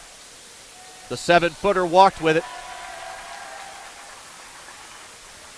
3 straight trips with 3 straight turnovers for Scottsbluff. Wholesale substitutions as Brock Storbo comes on. Also into the game, Ethan Cates, a senior guard, averaging 5. And Randy LeBeaumont, a 6'5 senior, replaces Lovering. Scottsbluff almost turned it over. Diolis lost it into Clarkson's hands. Long 2-point jumper. Offensive rebound underneath. Jack Darnell carved out some rebounding room, grabbed it, went up, and scores the basketball. An 8-2 lead for Scottsbluff. Stampley to Cates. Now LeBeaumont. Dangerous pass. 4 straight turnovers for Central. Diolis. Spin dribble. Open underneath. Parker a finish. And a 10-2 start for Scottsbluff. Pretty pass. Easy finish. And Tag Lane wants an early timeout. Cheyenne Central behind the 8-ball early. Great start for the Cats. 10-2. I believe a 30-second stoppage in play. We'll keep it right here. After a slow start last night on the road at East, the exact opposite here for the Bearcat boys at home against Central. Off to a 10-2 start. Pair of triples from Dawson Moore. Buckets now from Darnell and Parker. And Central has struggled, well, forget struggle scoring. They've struggled to get shots. They've turned it over on 4 straight possessions. KNEB.TV, 106.9 The Trail. Stampley sprints to the rim, can't score the lefty layup. Ball loose, offensive rebound, behind the back pass, and a chance for a, nope, bucket won't drop, but 2 shots coming at the line for Brock Storbo. Chris Catrone with you. Second level here at Scottsbluff High, our Logos broadcast location. Stop into Logos. Jeremy and his guys will custom design it and print it and have it ready for the game. No job too big or small. That's Logos in downtown Gering. 10-2 start for the Cats. Brock Storbo shoots 73% at the free throw line, so really solid at the stripe.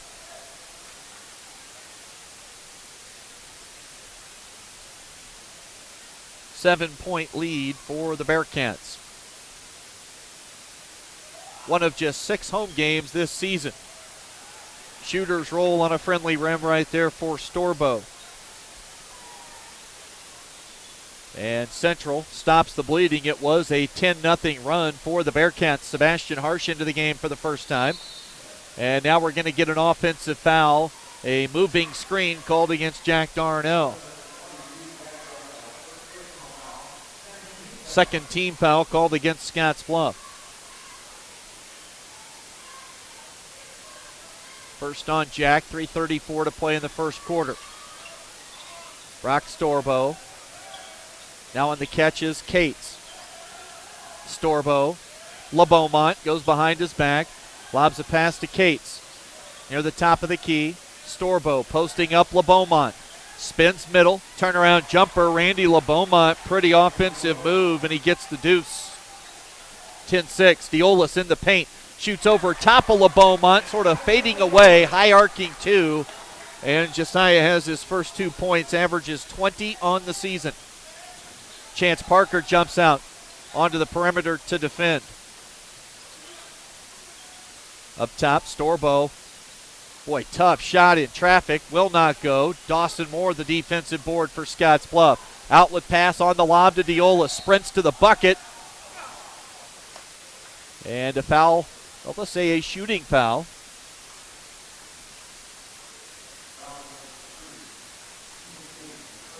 Ethan Cates picks up the foul. Second team foul called against Cheyenne Central.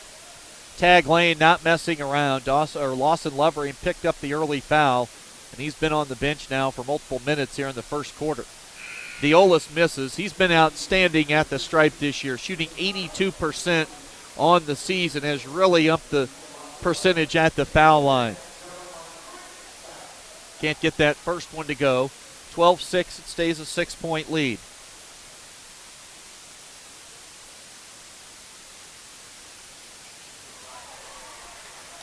Josiah connects on the second, 1 of 2 at the stripe. Nathan Talich has yet to shoot the basketball for Central. He averages 19. Lovering back in. He's posting against Parker. Backs him down, goes to work, and that'll be a foul on Chance Parker as Lawson Lovering got aggressive with the basketball. Caught left block, looked middle, eventually kind of spun towards the baseline. He was trying for a reverse layup with his arm alone.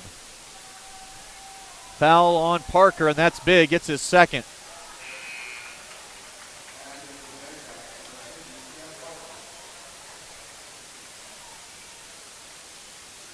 Well, I don't have last year's numbers in front of me, but I remember Lovering is about an 80% free throw shooter. He's at just 60% this year, but he hits both. 13-8. Ryan Stampley checks back in now for the Central Indians. 5-point lead in the basketball for the Cats. Diolis across the timeline. He'll bring it middle. Oh, beautiful look underneath to Clarkson. Great find from Josiah Diolis. Sam Clarkson going to have to play some extended minutes right now with Chance Parker on the bench with 2 early fouls and Lawson Lovering on the floor for Central. Talich, oh, that's a walk. Already 5 turnovers committed by Central. 2:07 to play in the first quarter. 15-8. Scottsbluff leads by 7. They have the basketball. Clarkson catches, left elbow, turns and faces. Clarkson gave it a minute, nothing there. Back out to Diolis, who sets. Step back, now Harsh. 3 ball for Sebastian. Little flat, rolls off and grabbed by Central. Brady Storbo back in. Lovering catches down low. Lovering wanted to stuff one home instead of foul, and Lawson Lovering going to get 2 more at the free throw line. So Harsh picks up the foul.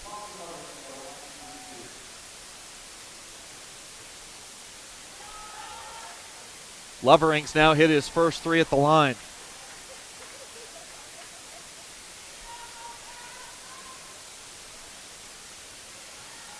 Leads at 6, 15-9. Lovering looks good at the stripe here early. He's hit all 4, 15-10. He averages 14 points and 10 rebounds. He's defending against Clarkson. Off the screen, Dawson Moore wide open underneath. Harsh misses the bunny. Rebounded by Lovering. Stampley looking to push. Quentin Scott's in the game as well for Scottsbluff. Talich can't knock down the tray. Harsh grabs the miss. Here comes Diolas.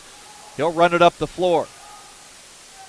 Tried a quick little crossover. Nothing doing against Stampley. Now goes behind his back. High off the square. It won't go. And saved inbounds. Clarkson. Nowhere to go against Lovering. Dawson Moore out of the corner. Dawson Moore is 3 for 3 from downtown. Just like that, the lead goes from 5 to 8 with 44 seconds to play in the opening quarter. Talich has still not hit a shot. He averages 19. Storbo, now Stampley. Stampley. Ball touched last by Diolas. He tried to slip a bounce pass between Diolas and Clarkson to a teammate. Went out of bounds. Last touch by a Bearcat. They'll run a few off some screens. Ball loose. Stampley picks it up. Little no look to Lovering. Lovering goes to the left hand. It won't go. Rebounded by Harsh. Scottsbluff will look to play for the final shot of the quarter. They've been great in these situations so far this year. Multiple games they've scored buckets at the end of quarters 2 or 3 times a game. Diolas on the wing right. Off a side screen and roll. Cutting to the bucket. Clarkson for 2. 3 seconds to go. Lovering. Will he get a shot away? He won't. Did not see how much time was left on the clock. Great start at home for the Scottsbluff Bearcats. They lead after the first quarter 20-10 on the West Coast scoreboard.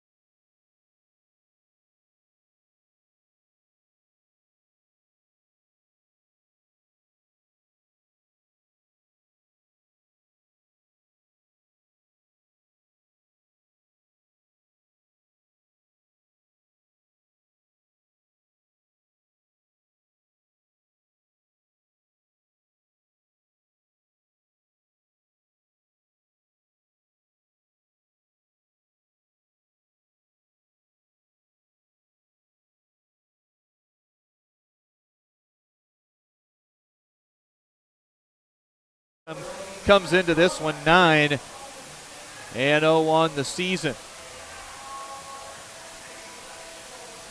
8 on the clock.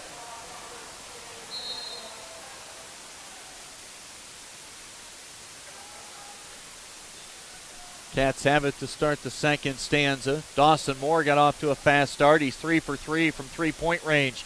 Diolas with a jump stop, and they'll get him for the walk. Well, you just never know. In the girls' game, it looked like those Euro steps. They were giving them 2 steps and then some. This time, Diolas gets whistled quickly for the travel. Down low, Lovering missed the lefty layup. Sam Clarkson, if nothing else, he's just going to stand there with his big body, extend the arms, and just make Lawson get the buckets over top of him. Lovering grabs the miss from Moore. Up the floor quickly. Talich hangs in the air and gets his first bucket. Nathaniel Talich has 2. Lead is 8, 20-12. Harsh. Now Clarkson. Top of the key, Josiah Diolas. Jab step, he'll shoot the triple. Off the iron, Lawson Lovering grabs the miss. Diolas wanted a shooting foul. Up the floor quickly, Storbo. Can't knock down the 3. Rebound comes off, hits the floor, picked up by Diolas. Diolas in traffic, shot blocked by Storbo, and a blocking foul called against Cheyenne Central.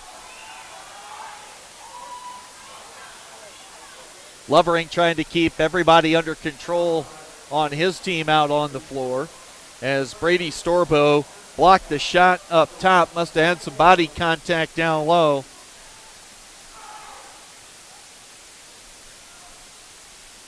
And at the line, Diolas.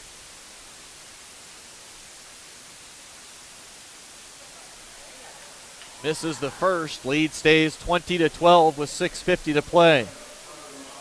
Brock Storbo back into the game. Also checking in Carter Labatos and Randy LeBeaumont. Scottsbluff has Diolis, Quentin Scott, Harsh, Jack Darnell, and Dawson Moore. Josiah missed both.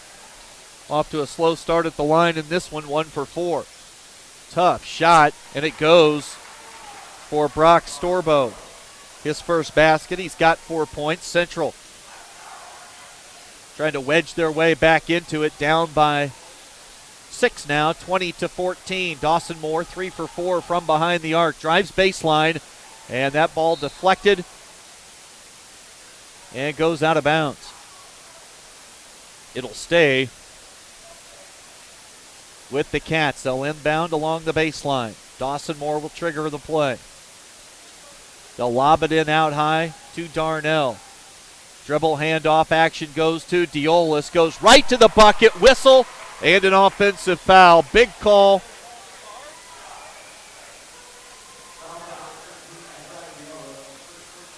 So the first personal on Josiah. I said big call. Thought that was his second. Look down, quickly see his first.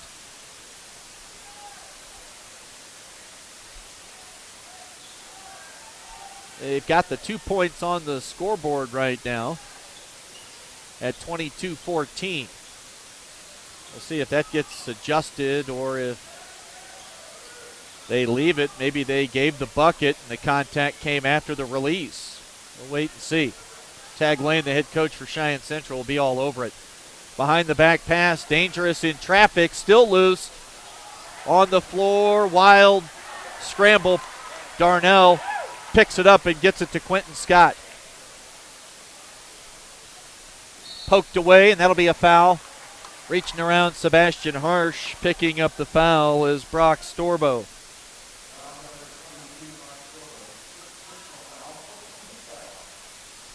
All right, we'll put the bucket down for Diolis. There's been no change on the scoreboard after the offensive foul. 22-14. Quentin Scott in the left corner. Scott bounces along the baseline to Dawson Moore. Talich defending, and that'll be a turnover committed by the Bearcats. First of the game. Now Tag Lane's on it. They'll head to the scorer's table, and they'll take those 2 points off the board. Should be 20-14. It was an offensive foul on Diolis. They put the 2 up quickly, and they'll wipe that field goal off, and it'll be a 6-point lead. 20-14 our score. It'll be Central basketball.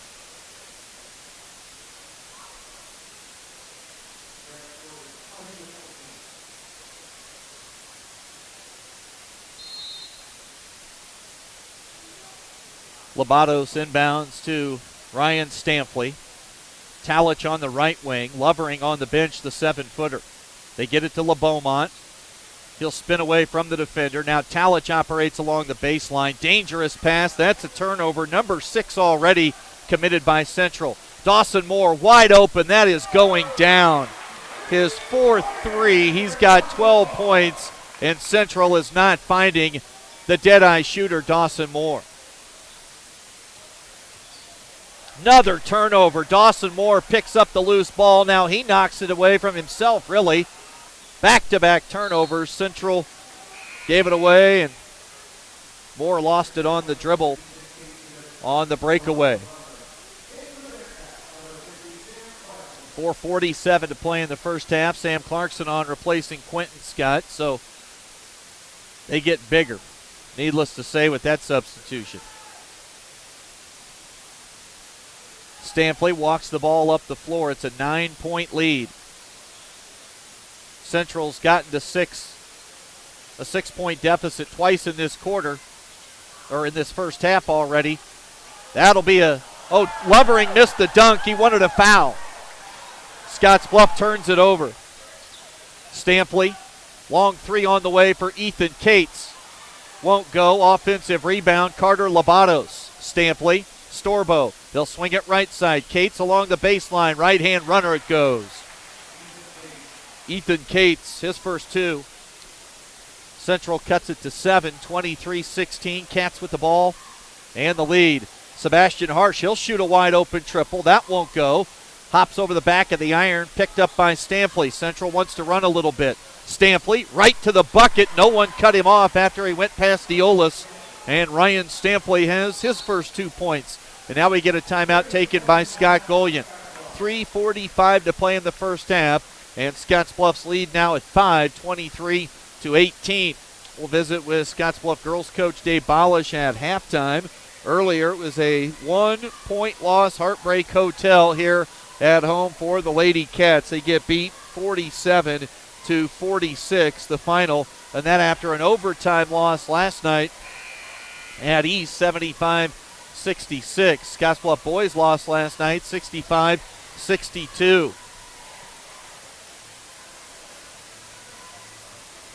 Out of the timeout for Central, Brady Storbo, Lawson Lovering, Ethan Cates, Ryan Stampley, and Brock Storbo. For the Cats, Clarkson, Diolis, Moore, Darnell, and Harsh. Wyoming's tight ends coach was in attendance last night at East. Have to check out Sebastian, visiting after the ball game with he and the family. Scottsbluff basketball. Darnell, pass fake. They've got Lovering defending out on the perimeter right now. And it created some havoc for the Cats. They got a little frantic with the basketball, and Moore's pass threw it away over the head of Diolis into the far right corner. No turnovers in the first quarter, now 4 in the second for Scottsbluff. 3:25 to play in the half. Brock Storbo, ball tipped. Storbo has it. He'll slide a bounce pass over to Stampley. Stampley finds a shooter in the corner. Ethan Cates, no one within 10 feet of him still, barely draws iron. Diolis has the ball. He'll jog across the timeline. He'll get middle. And a whistle and a foul called against Ryan Stampley.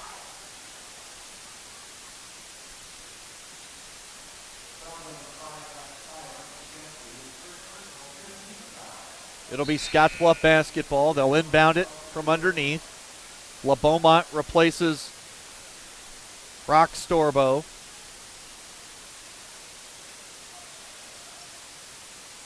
Moore gets it into Harsh. They run Moore off a screen. Darnell. Stampley jumped the ball in the passing lane, tipped it away out of bounds.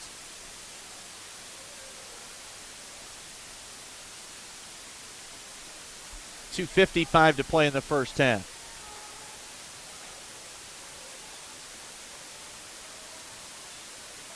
Harsh will play it in. Shaved his head bald up in Gillette. Second weekend of the season. It was a big talking point that weekend. He and some others. He's growing back nicely right now. Clarkson, Diolis. He'll go to his left. Contact, a blocking foul. 2 shots coming for Josiah Diolis.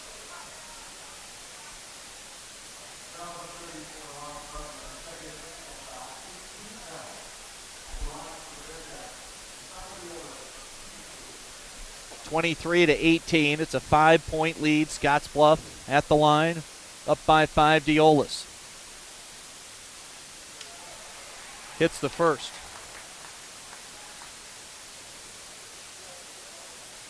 Josiah now 2 for 5 at the foul line tonight.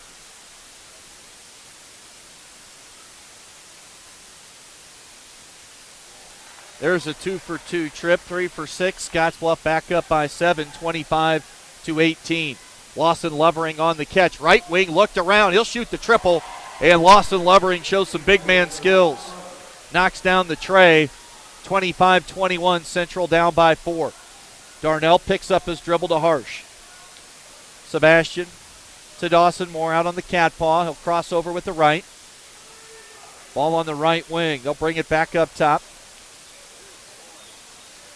Dawson Moore thought about the contested 3. Now it's Darnell with it in the left corner.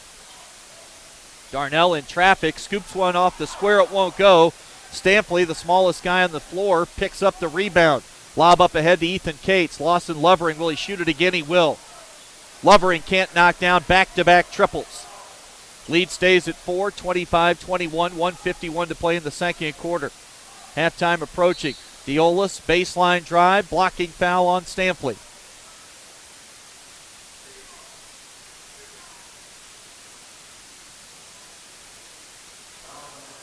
Diolis gets up a little hobbled. He'll shake it off. Talich and Lobatos check back in. Quentin Scott's into the game, replacing Jack Darnell, who takes a seat. Lovering will sit. You wonder if that'll be for the remainder of this first half. He's got one foul. It came early. They've been getting in and out in some quick stretches here. After that first foul, Diolis missed the free throw and then crumbles to the floor. He is hurting right now. Looks like a right foot, right ankle. Pretty quiet in the gym at the moment. 1:43 to play in the first half. Josiah going to get helped up. He's struggling to put any weight at all on that right leg, right foot. This is not what you want to see. This kid is super tough. He's played through a lot of stuff in his 4 years. You can see it on the pain on his face right now. He's a hurting kid. They'll get him checked out. No James Buck along the sideline today. Doug Jones from the college in to help. So Josiah not only banged up, but he missed the 2 foul shots. Talich has it. Lobatos, offensive foul. That's going to go against Brock Storbo, his second.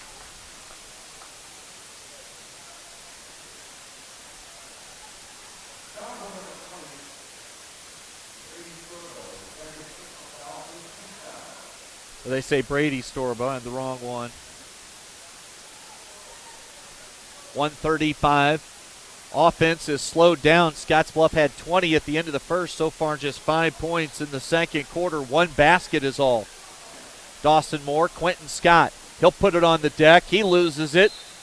And then Central couldn't corral it. They touched it last out of bounds. It'll stay with Scottsbluff. Tag Lane gets a substitution to the scorer's table quickly, as Brady Storbo will take a seat. Ryan Stampley back into the game. We'll visit with Dave Bolish, Scottsbluff girls head coach, at halftime. Inbounds pass to Clarkson. He gets it off the square, scores over top of Randy LeBeaumont. Big Sam has 3 buckets, 6 points in the game. 70 seconds to play in the first half. Talich to Lobatos. They'll move it to the left side. Storbo to Stampley. Lobatos will shoot a deep triple. That thing was halfway down and came out. Scottsbluff grabs the miss. Here comes Dawson Moore. Moore bounce pass across the floor to Sebastian Harsh. Late whistle and the foul goes this time against Brock Storbo. That'll be his second. So a couple of opportunities now. A 2-shot shooting foul for Sebastian Harsh, 64% on the year. Scottsbluff struggling at the line.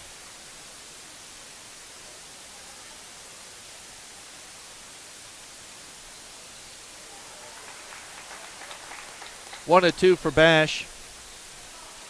Leads at 7, 28-21. 45 seconds to play in the half. LeBeaumont hands it off to Stampley. Lobatos to Talich. Talich averages 19. He has 2. Driving baseline, LeBeaumont fired a pass right to Harsh. Harsh takes it himself right to the rim. Layup off the front of the rim. Offensive rebound. And Dawson Moore has his first 2-point field goal. He has 14 points in the game. 17 seconds to play in the first half. Scottsbluff leading by 9. Their biggest lead's been 10. Stampley. Oh, beautiful no look. Gets it to LeBeaumont, who lays it up. And in, LeBeaumont got 4. Scottsbluff turns it over. 2 seconds. A hoist at the buzzer off the backboard. It will not go. At the break, Scottsbluff will head to the locker room with a 7-point lead. It's 30-23 on the West Coast scoreboard.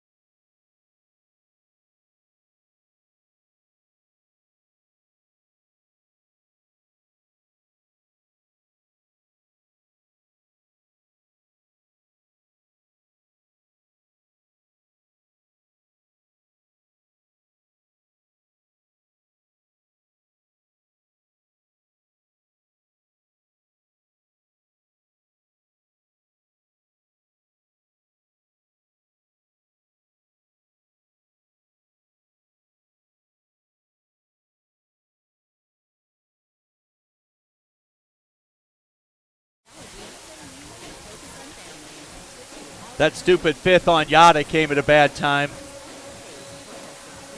She would have just gone right to the bucket and probably scored. We're back at halftime. Our boys game at the break. Scottsbluff got out to a fast start, leading 20-10 at the end of the first quarter. They've held on to most of that lead right now, 30-23. Bearcats up by 7 on 4A number 1 in Wyoming Central, 30-23. Well, if last night was Heartbreak Hotel for the Lady Bearcats, I'm not sure what you term today. We're visiting right now with head coach Dave Bolish. Coach, overtime loss last night. Team was awesome. 1 point loss today in a much lower scoring game against Central. What do you think the difference in this thing was in the fourth quarter? Yeah, I mean, honestly, I don't think it came down in the fourth quarter. I think that our start in the first quarter, in the first half, was ultimately what plagued us. You know, I don't feel like we came out with the intensity that we needed in order to be able to be successful and put them away. We had a chance to. And, we knew JoJo was going to get going there in the second half. She's too good, too big, too strong not to. So I actually think that the fourth quarter, it really was a little bit of the hangover from last night. You know, fatigue, just the heartbreak of it, I think was hard for the kids. And then we kind of snapped out of it. You know, I mean, I got after them pretty good there the first quarter. Didn't even let them sit down. I said, if you want to be tired, you know, do you want to be sad or do you want to be tired? And you know, I think they did a good job of responding to that. Winning going into half, did a great job battling back. But, you know, I mean, I'm sick for them. They're doing so many good things, and you know, we're just right there. We're just a half a bubble off. And so, you know, we luckily have a full week of practice and only one game next week. And so we gotta sort some things out. What did you see on their faces in the locker room after the game? Just immediately when the buzzer sounded, it looked like Mariah was visibly upset, just frustrated, like 2 games right in our hands. We lost them both, and now the weekend's over. Yeah, I think multiple kids were upset, you know, and you hate that for them, but you also love that they care. You love that their hearts are there, and, you know, it was the same for our staff. You know, when we met as a staff before we talked with the kids, and we got in and talked with the kids, and, you know, we really tried to, and I told them this, I said, since I've been part of this program and taking it over, you know, I mean, we have really tried to do things that help you develop into being strong young ladies. And we try to talk to you like young adults. We try to, you know, treat you like athletes. And, you know, there's not a lot of words for basketball stuff we can talk about right now. I mean, you just got to feel this. You got to feel this, and you got to decide, you know, if this is going to be just the next thing that makes you tougher, is this going to be the thing that breaks you? And so they're upset, and, you know, some of our senior leaders, Yada, kind of had spoke, and she just said, because we asked, we said, what'd you talk about? She said, we're just kind of feeling this one. You know, I mean, we're tired of it. You know, we can come in and talk and be positive and try to move on to the next thing, but ultimately we got to stop experiencing it. So, you know, I think they're processing. I think we got a long week to try to move on and get better. And that's a quality team too. You know, I mean, the frustrating thing is that, you know, it's really disappointing to lose, but holy cow, those 2 teams we play are dang good. Yeah. I mean, they're dang good. And I think they'd be in the state tournament in Nebraska in Class B for sure. No doubt about that. The 5th foul on Yada came. It just, you know, she had the 4th. They get her for the 5th. And it looked like on that final possession, the missing link, not on the floor, it really kind of showed itself because it never really felt like somebody wanted the basketball to make the play and, you know, have it in their hands, win or lose. And, you know, Yada would have been up to that task. Yeah, I mean, she's special in that way, and she's wanted that, and she wears the successes and the failures of it, and that takes a lot of courage. But, you know, I mean, in the same token, I believe that Mariah was ready. You know, I believe that Peyton wanted the ball. You know, Aubrey wanted it, but they covered her up because everybody covers her up, and they're terrified of her. You know, Brady did a great job. I was talking with Dave, our AD. I said, man, I feel like we had 3 good shots. We had 3 good shots. 2 of them were halfway down, and you know, I mean, it always comes down to, you know, I mean, you have offensive opportunities, but to me, it's just the defensive side of things. You know, I mean, we just missed some chances at box outs. We missed some chances at second opportunities. We missed some chances to be physical early on that I think could have been the difference. So. Still an opportunity to grow from this weekend. I think when everybody steps back and thinks and realizes how close you were to 2-0 against two high-caliber teams, and as you said last night, everything's still out in front of this team. This won't affect the power points too much, so it's not like you lost to bad teams and now your power points are going to get sunk and you're in a tough spot later. So, yeah, losses are not what you want, but, man, the effort and the play this weekend was exactly kind of what you were looking for. Yeah, I mean, super pleased, I mean, honestly, because that is a brutal week. I mean, on the road twice to Cheyenne, playing 1 and 2 there. And what time did you get home? About midnight. Yeah.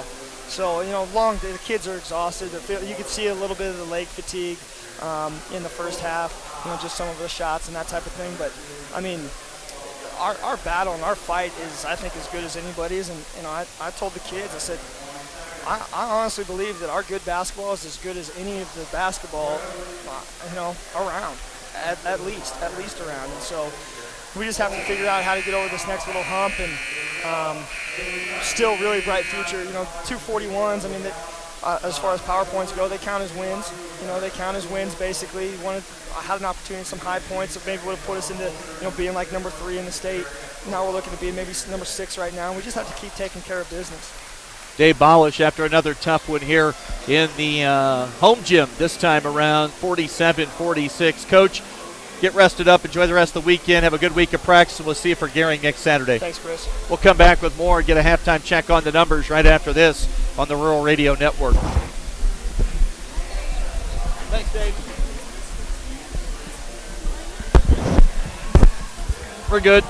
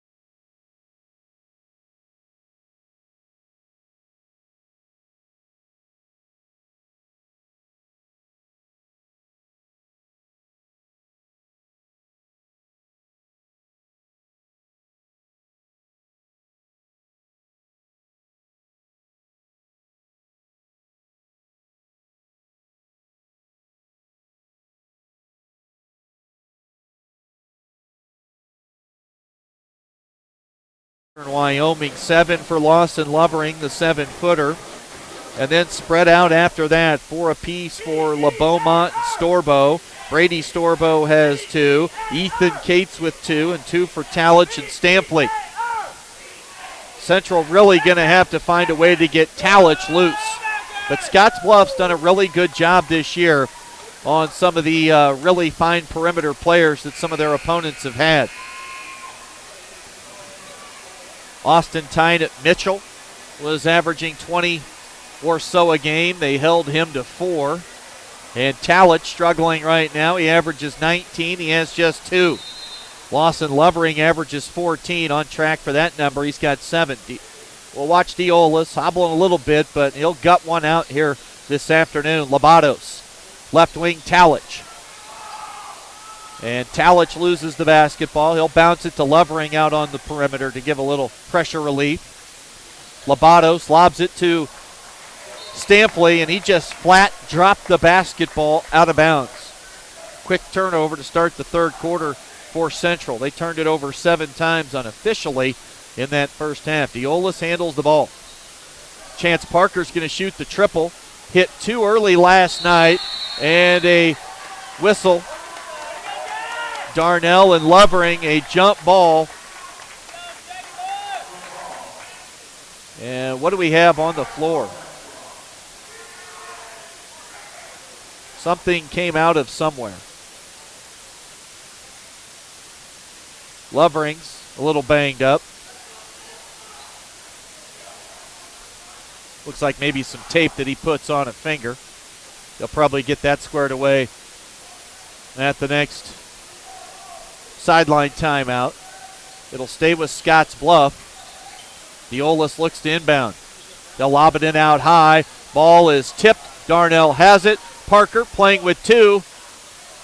Jump hook wouldn't go. Offensive rebound, Clarkson. Outside. Scottsbluff maintains the basketball. Parker whistle and a travel called against Chance.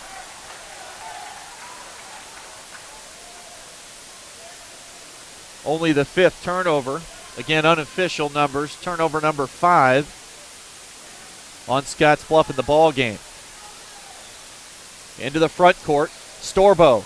They'll lob it to Lovering underneath, and he got fouled. Brady Storbo could have just stopped and popped the triple. Instead, lobbed it underneath. Lovering caught it, kept the ball pretty high after he secured it, and the foul goes against Dawson Moore.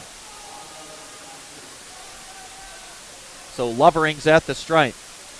We're in the ball game. He is 5 for 5. Came in shooting 60%. 6-point lead for Scottsbluff, 30-24. Lovering. Well, he's really got that stroke down today at the stripe. He's 6 for 6, and the Cats lead by 5, 30-25. And a pass too tall, out of bounds. Couple turnovers here early. You can see the frustration on head coach Scott Gullian's face. Really animated for coach last night at times up at East. Lobatos, Lovering for three. Wouldn't go. Rebound to Dawson Moore. Here come the Cats. Moore holds up. Now he'll push across the timeline. Got a smaller defender, Stampley, on him. Clarkson. Short corner jumper, missed it badly.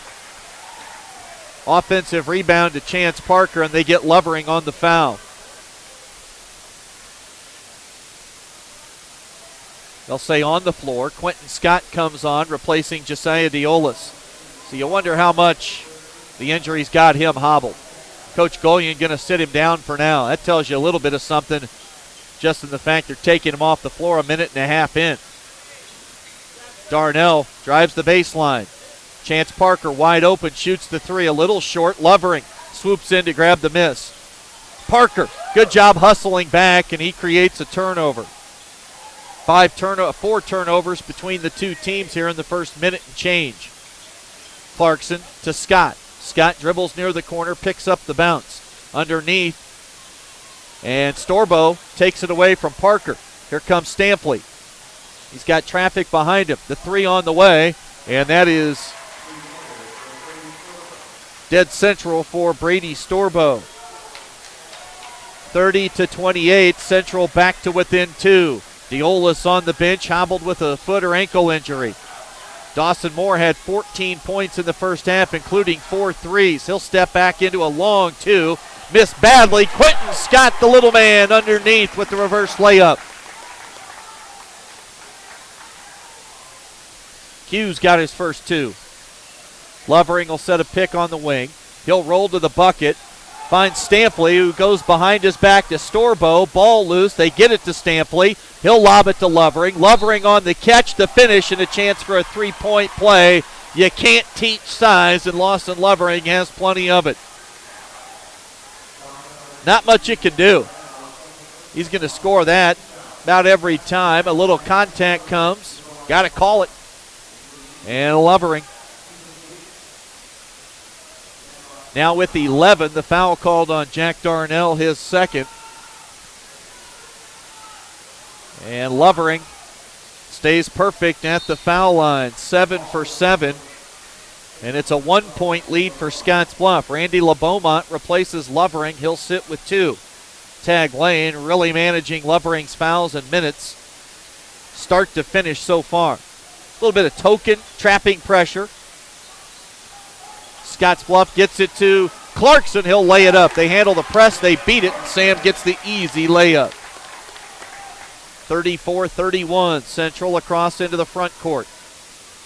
Stampley has it. Gets it to the foul line. Now Darnell wide open underneath. Talich has 4 points in the game now.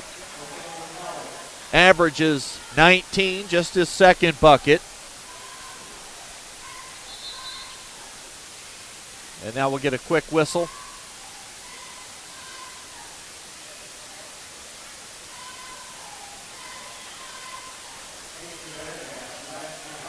We get a quick whistle. We'll get play restarted here momentarily.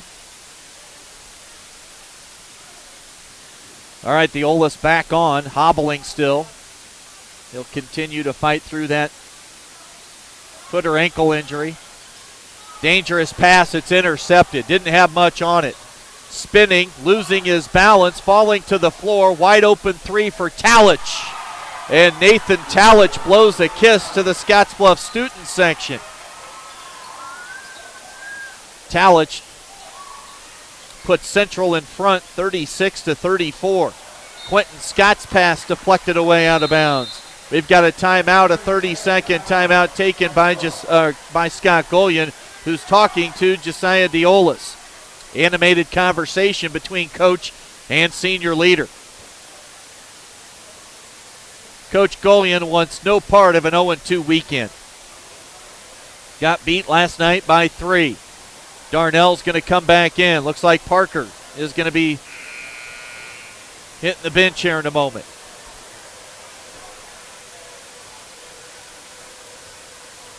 As they try and rally each other in that sideline huddle.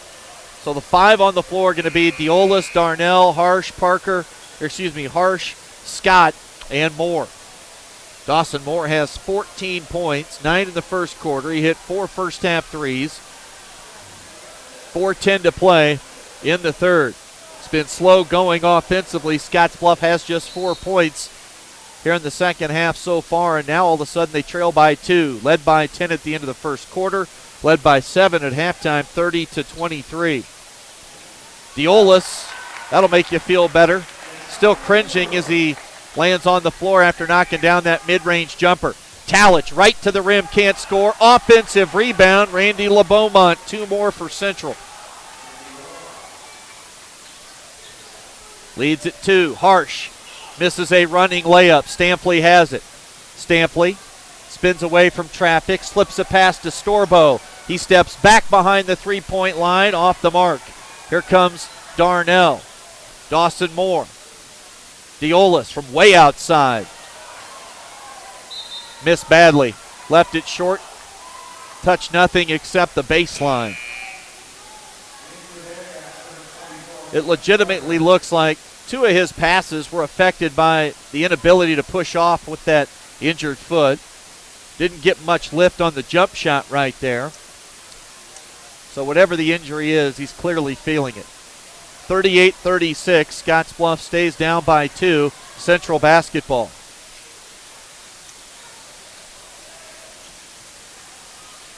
Ethan Cates hits a bomb. Step or 2 behind the three-point line, and Cates makes it a 5-point lead for Central. Jack Darnell dribbles inside the arc. Sebastian Harsh will shoot the 3. That's short.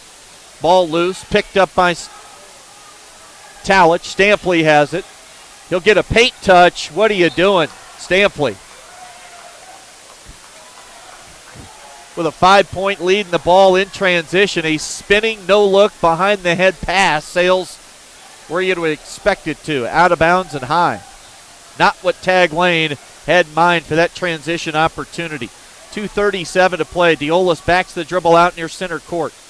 Lob it to the high post to Chance Parker. Parker had it knocked away by LeBeaumont. Chance picks it up, gets it to Diolas. 2:27 to play in the third. All of a sudden, Central's got the lead. Diolas shoots that one off one leg, and now we get a push, and it's going to go against, I believe, Randy LeBeaumont.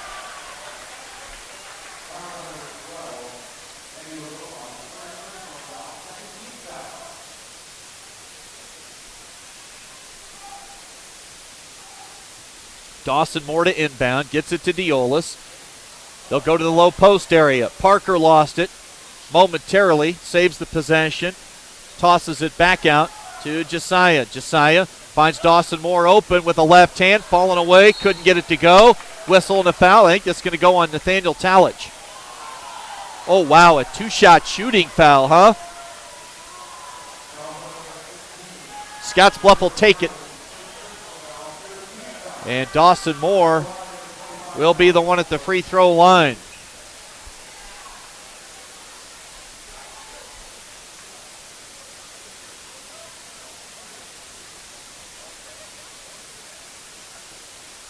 Moore can't convert. Dawson at 80% foul shooter. Diolis 82, Moore at 80%. Both have been great at the line. Diolis has been off today, and Dawson misses his first attempt. Gets the second. 4-point lead for Cheyenne Central. LeBeaumont catches in the paint. Talich gets along the baseline, an easy two on the layup for Nathaniel Talich, coming alive in the third quarter with 7. And the lead is 6 for Central, 43-37. Just behind the free throw line, the jumper drops in for Dawson Moore. Love to get him cooking again here in the second half. Brock Storbo on the right wing. Storbo gets it to Ethan Cates, now Stampley. Lovering's on the bench. LeBeaumont. Stampley. Beautiful look to Talich. Got the defenders both in the air, but he blew the gimme layup. Great offensive move, just could not finish. Diolis, his pass tipped up in the air. Chance Parker has it. Parker steps back into a long two. Rebounded by Stampley. Stampley fouled by Harsh on the shot. Diolis could not sprint down the floor. That injury really showed itself right there. He literally could not sprint from half court to the top of the key. Lovering and Brady Storbo going to come back in here in a moment for Central. At the line is Stampley. He's a 75% free throw shooter. 64 seconds is all left in this third stanza, and it's a 5-point lead again for Central. 44-39. Cats led by 10 at the end of one. They were up 7 at halftime. Stampley hit both. Minute to go in the quarter. 6-point lead. Biggest of the game, equals the biggest of the game for Cheyenne Central. Diolis throws it right to Ethan Cates. Another ugly turnover for the Cats. Lovering posting down low. Misses off the square. Really solid defense again by Clarkson. And then Scottsbluff just throws it right to Central. Labatos lobs it for Lovering. Lovering on the catch. Reverse layup. It won't go. Whistle and a foul. And Lawson Lovering will get 2 more at the foul line. Scottsbluff getting sloppy with the ball. Second foul on Moore. Lovering came in at 60% on the season. 7 for 7 at the line. Make it 8 for 8. Biggest lead of the game now for Central at 7, 46-39. Diolis going to head to the bench. Again, laboring with that foot injury. Lovering is barely touching iron on any of these foul shots. He's got 7 in the quarter. He's reached his season average. And now Harsh, double dribble, just shy of the center court stripe. Things are coming unhinged right now for Scottsbluff in this third quarter. 5 turnovers, the injury to Diolis, and Central playing really solid here to start the second half. 22 seconds to play in the quarter. Stampley has it. Lovering on the wing. One thing's for sure, he can get a shot from there anytime with that height. Up top, Cates had it knocked away. Really good play by Dawson Moore. That's the right call. And It's the right call. It's Cheyenne Central basketball. Moore saved it off the Central player, and then it went right back off of Dawson Moore. It's the correct call by the near side official. 9.8 to play. I think the body of Moore shielded the Scottsbluff bench. From where I was at, that looked like the correct call. Lovering, now Storbo tripped up, drives baseline, and Cheyenne Central doesn't even get a shot away. Third quarter comes to a close with Central now in control, leading 47-39 on the West Coast scoreboard.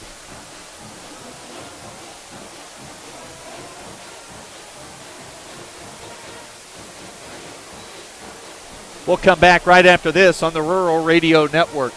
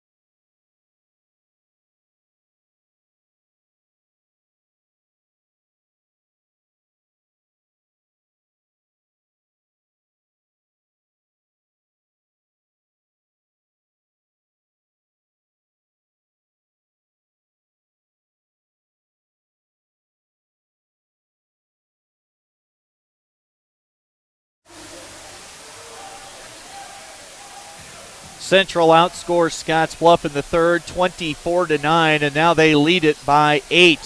Central, though, turns it over on the first possession of the fourth quarter.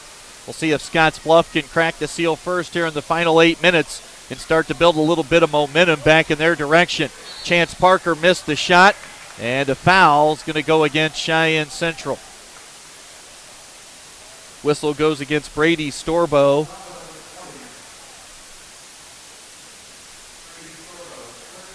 That'll be his third personal. Chance Parker at the foul line, shooting 54% on the year coming into the weekend.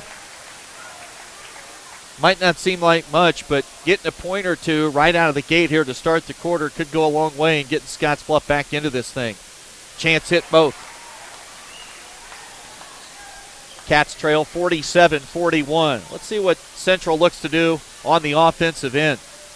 Talich had a big third quarter, as did Lovering. Talich gives it to Stampley. Good workaround defensively that time by Harsh, and he got the steal. Back-to-back turnovers. Parker on the catch. Finds a cutting Sam Clarkson, missed the layup. A lot of contact, probably a no call either way. Labados, now Talich tries to get baseline to Storbo. Storbo cut off. Wild shot. That'll not make Tag Lane very excited. Oh, great look in transition from Dawson Moore. Beautiful pass, and Sam Clarkson lays it in. Scottsbluff within 4, 47-43. Brady Storbo, they'll lob it to Lovering. High post, now on the perimeter. Talich, outside Labados. Labados, Stampley, cut off. Stampley in traffic. Stampley hangs, shot blocked from behind by Harsh. Scottsbluff getting all the stops they need right now to get back into this game in a hurry. Clarkson, good bounce pass, big to big look down low. It will not go, and that'll be a foul on Chance Parker. Going to be a pretty heated fourth quarter here, the remaining 6:19. Tight game. And Tag Lane not fooling around. He's going to make some substitutions. Lovering's going to take a seat, so the big guy heads to the bench. 6:19 to play in the fourth quarter. Cats trail by 4. Central has the basketball, leading 47-43. Cates to LeBeaumont. Now Talich. LeBeaumont catches right wing. Stampley, their point guard, not going to look for much of an outside shot. In fact, I don't think he's taken a perimeter shot in this game. Talich to Stampley. Central staying very patient on the offensive end, not rushing anything on this possession. Cates to LeBeaumont. Right wing, up top Stampley. That's his first outside shot of the day, and he misses off the heel of the iron, rebounded by Harsh. Quickly into the hands of Darnell. Chance to cut it to 2, maybe 1 with a 3-ball. High screen set by Parker. Dawson Moore got the ball caught up on the hip, and Harsh with a wild pass wide of the target. Tried to get it to Chance Parker. First turnover of the quarter committed by Scottsbluff. Diola's going to come back in, replacing Big Sam. 47-43. 5:25 to play in regulation. Scottsbluff will drop back to a half-court set defensively. They'll go man. Stampley gives it to LeBeaumont. He'll hand it right back to the point guard. They'll lob it underneath. Storbo, good look, opposite, block shot, late whistle, foul called on the Bearcats. If it's Chance Parker, it's number 4. Nope, it's Sebastian Harsh. Third foul on Sebastian. 16 foul, 2-shot opportunity now for Randy LeBeaumont. Just a 58% shooter at the line this year. Hits the first. LeBeaumont has 7. He averages 6. Lawson Lovering comes back on. 5:09 to play here in the fourth quarter.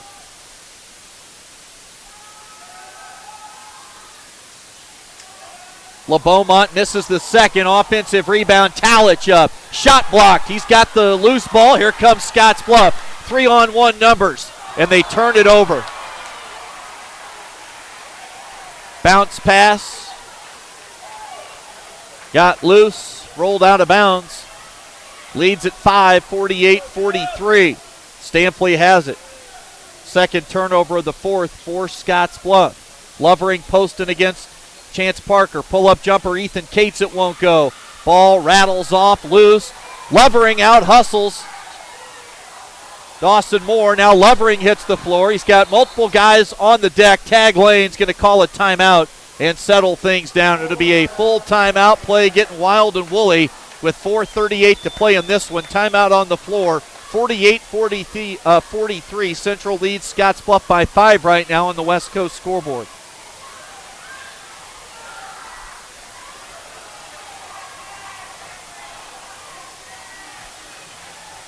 Breaking the action. We'll take it with them. Back right after this on the Rural Radio.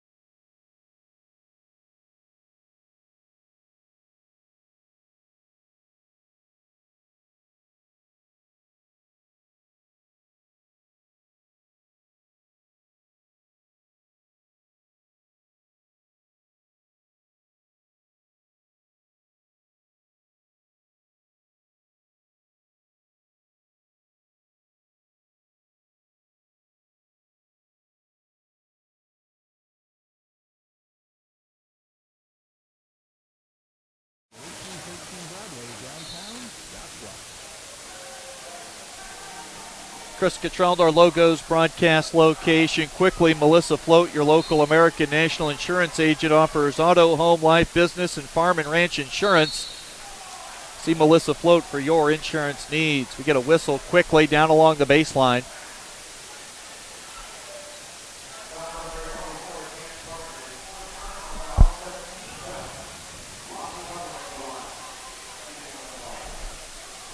Fourth foul on Chance Parker, and it'll be Lawson Lovering at the stripe. Lovering so far in this game, 9 for 9 at the line. Hits the front end of the 1-and-1. The 7-footer, 10 for 10 at the line. Impressive shooting or the Colorado Buffalo commit.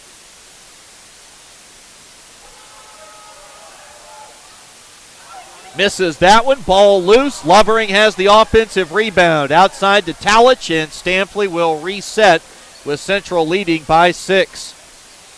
Lovering. Central's going to try and take the air out of the ball here for a minute. Wouldn't surprise me. Cates, now Stampley. Wide open shooter in the corner. Talich wouldn't go. Jump ball's the call. Possession arrow's going to give it to Scottsbluff.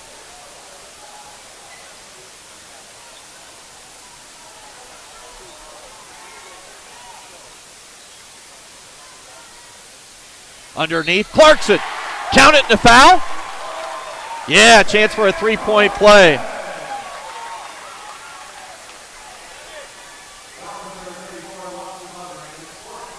That's the 4th foul on Lawson Lovering. Sam Clarkson now quietly up to 12 points in the game. So Lovering will stay on with 4:03 to play. Clarkson to try and make it a 3-point deficit. And he does. Big 3-point play conversion for Scottsbluff. They trail 49-46.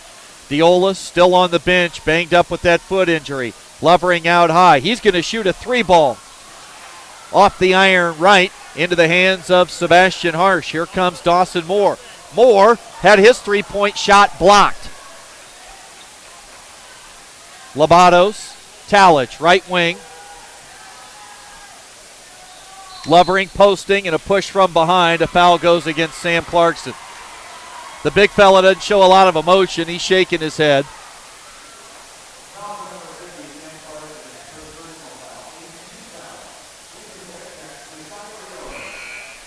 And Josiah will check back in. Jack Darnell will take a seat. They'll rearrange the cards along the free throw lane, get Parker and Clarkson down in the low block area to rebound for a possible Lawson Lovering miss. Now he's missed back-to-back free throws after hitting his first 10 of the night. Diolis works against Stampley. Again, looking a little off with the strength in the lower body. Parker had his shot blocked by Lovering. Who touched it last? Lawson Lovering. Parker and Lovering share glances with one another. 3:15 left in the 4th. It's a 3-point lead for Cheyenne Central, 49-46. Open look for the tie from Harsh. Missed it. Backside board into the hands of Brady Storbo. Up quickly, Talich. He'll attack baseline. Finds an open shooter. It's Storbo. Would not go. Ball tipped out of bounds. Last touch by Carter Labados. Back to the Bearcats in a timeout with 3:02 left in the 4th quarter.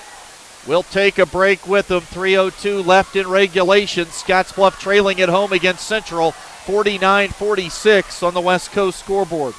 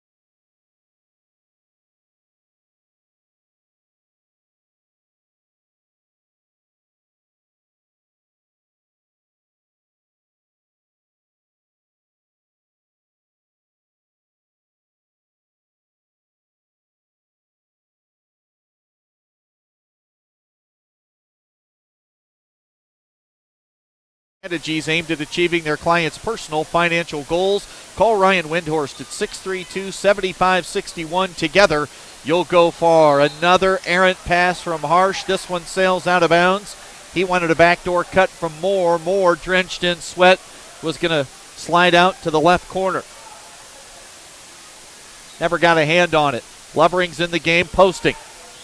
Up top, Lobatos. One hand, flick of the wrist, gets it to Talich. High screen on the wing set by Lovering. Stampley has it. They'll lob it to Lawson Lovering. Clarkson came over, helped defender, knocked the ball away out of bounds. It'll stay with Central. 2:32 left in regulation. Scottsbluff lost by 3 last night. They trail by 3 here late. Talich to Stampley. Now Lobatos picks up his dribble, needs some help. Gets it to Storbo. Stampley, Lovering's got good position.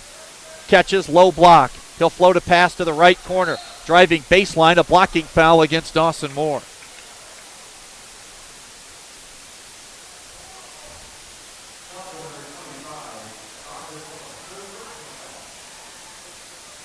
Yeah, the clock never started. There was 2:32 left in the game when they inbounded. The clock never ran that entire sequence. So a mishap at the scorer's table. And Lobatos hits the free throw.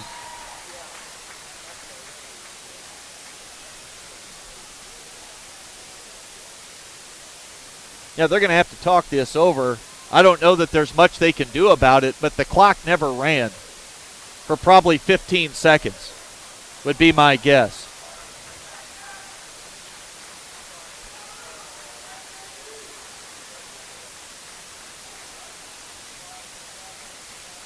They're going to run 10 seconds off the clock.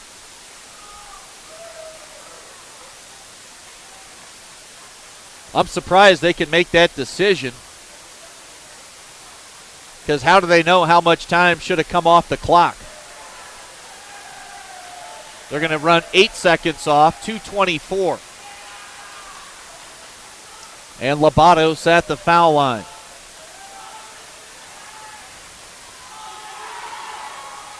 Misses the second.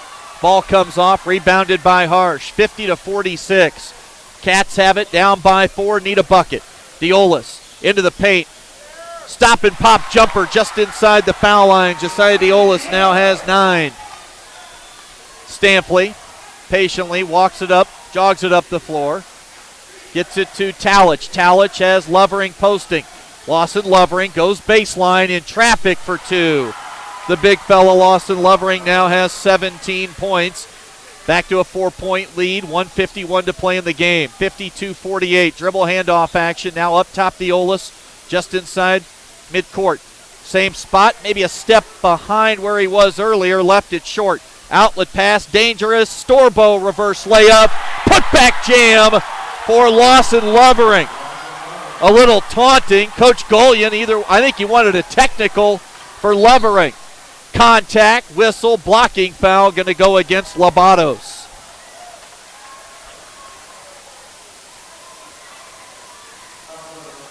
Yeah, the edge, the intensity here in the building right now pretty palpable, with Scottsbluff down by 6 after leading by 7 at halftime.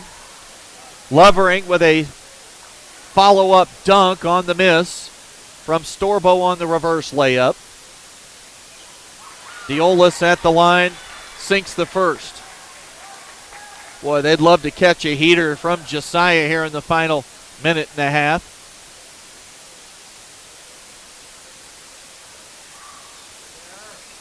He got both. Back to a 4-point deficit. Jack Darnell will check in. Diolis will take a seat. So they're going to go 0 for D substitutions with Josiah right now. They'll take him off the floor with that lower leg injury defensively, and they'll get him on for offense. And they get a steal. Full court pressure pays off. Darnell holds for a moment. Scottsbluff will set up with Moore. Moore in the corner. Chance Parker. So without Josiah on the court after the quick turnover, who's going to take the shot right now? Bounce pass down low to Harsh. Harsh, 5th foul on Lawson Lovering. That'll do it for the 7-footer. His day is done.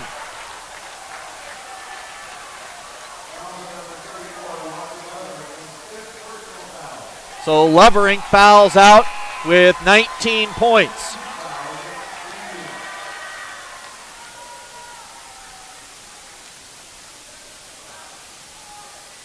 And now he's going to stay on the floor.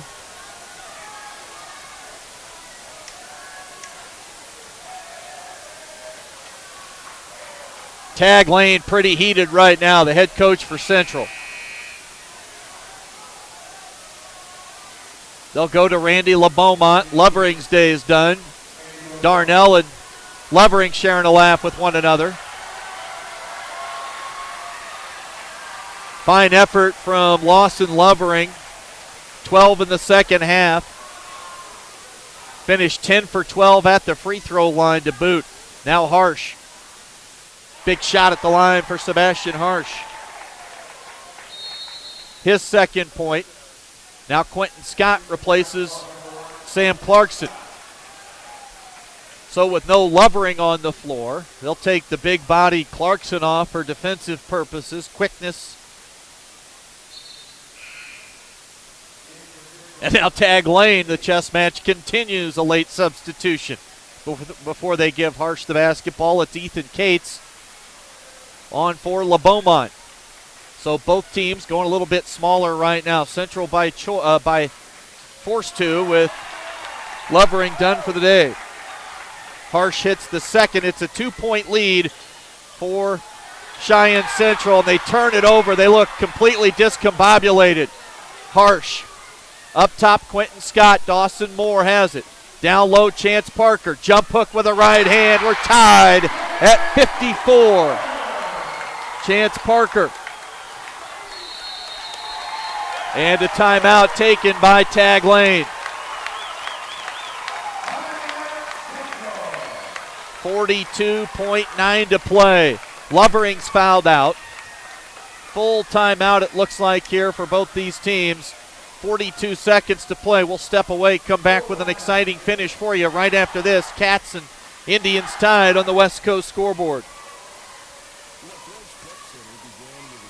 Now Central's choking. I mean, the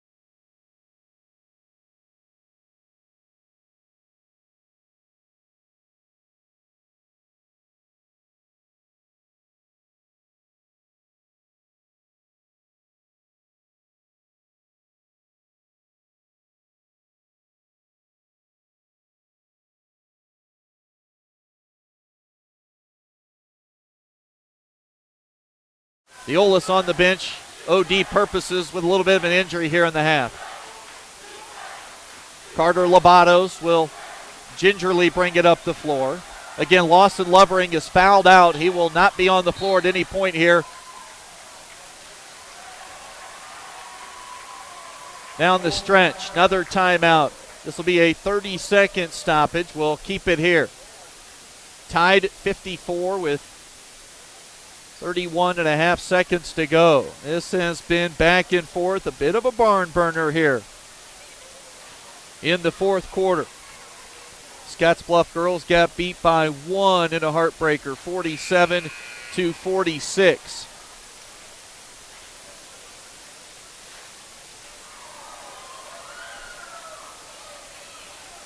Tied 54 all here in our boys matchup. Scottsbluff desperately trying to avoid an 0-2 weekend. Coach Golian told me a few days ago 1-1 this weekend would not be a terrible outcome. They've got work to do to get that accomplished. 54 apiece. Central basketball. Nathaniel Talich, their leading scorer, will inbound. They'll send it into the backcourt safely to Ryan Stampley. Stampley holds the thumbs up. That'll be the play call. He'll dribble left. He's a left-hander. Bounces it to Ethan Cates. Now Randy LeBeaumont. Chance Parker defending. He has 4 along the baseline. Talich, now Stampley.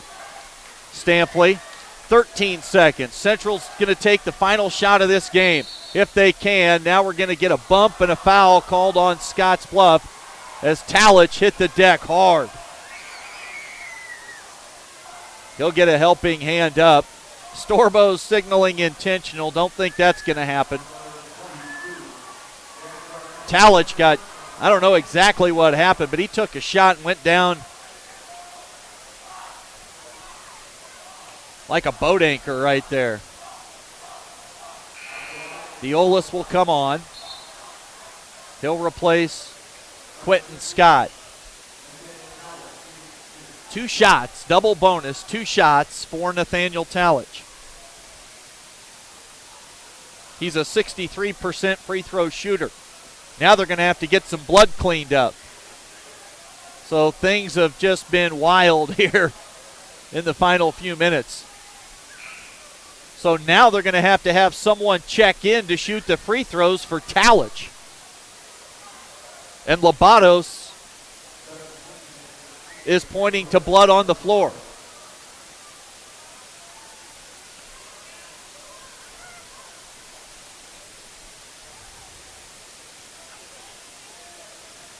Lobato, 6 for 6, has not missed at the free throw line this year. I had 100% in my book, but wanted to check and see how many attempts that was.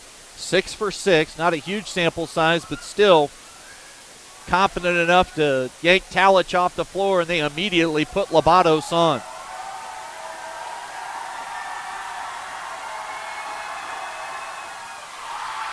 And in fact, he missed his first of the year earlier here in the fourth quarter, hits this one. 9.3 to play. Talich comes back on, so Talich and Lobatos on. Harsh, Parker, Darnell, Moore, and Diolis, and a timeout taken by Scott Golian. An absolute dogfight coming down the stretch between the Cats and Cheyenne Central. Full timeout, 55-54. Scottsbluff down by 1 right now on the West Coast scoreboard. Inventory, supply demand, marketing, human resources. It takes a lot to manage your business. But when your team includes the professionals at KNEB, CPAs, and management consultants PC, the burden is lightened because you know the accounting, planning, valuation services. Are we in overtime? No, fourth quarter. 9 seconds left. 1 point game. We could get overtime.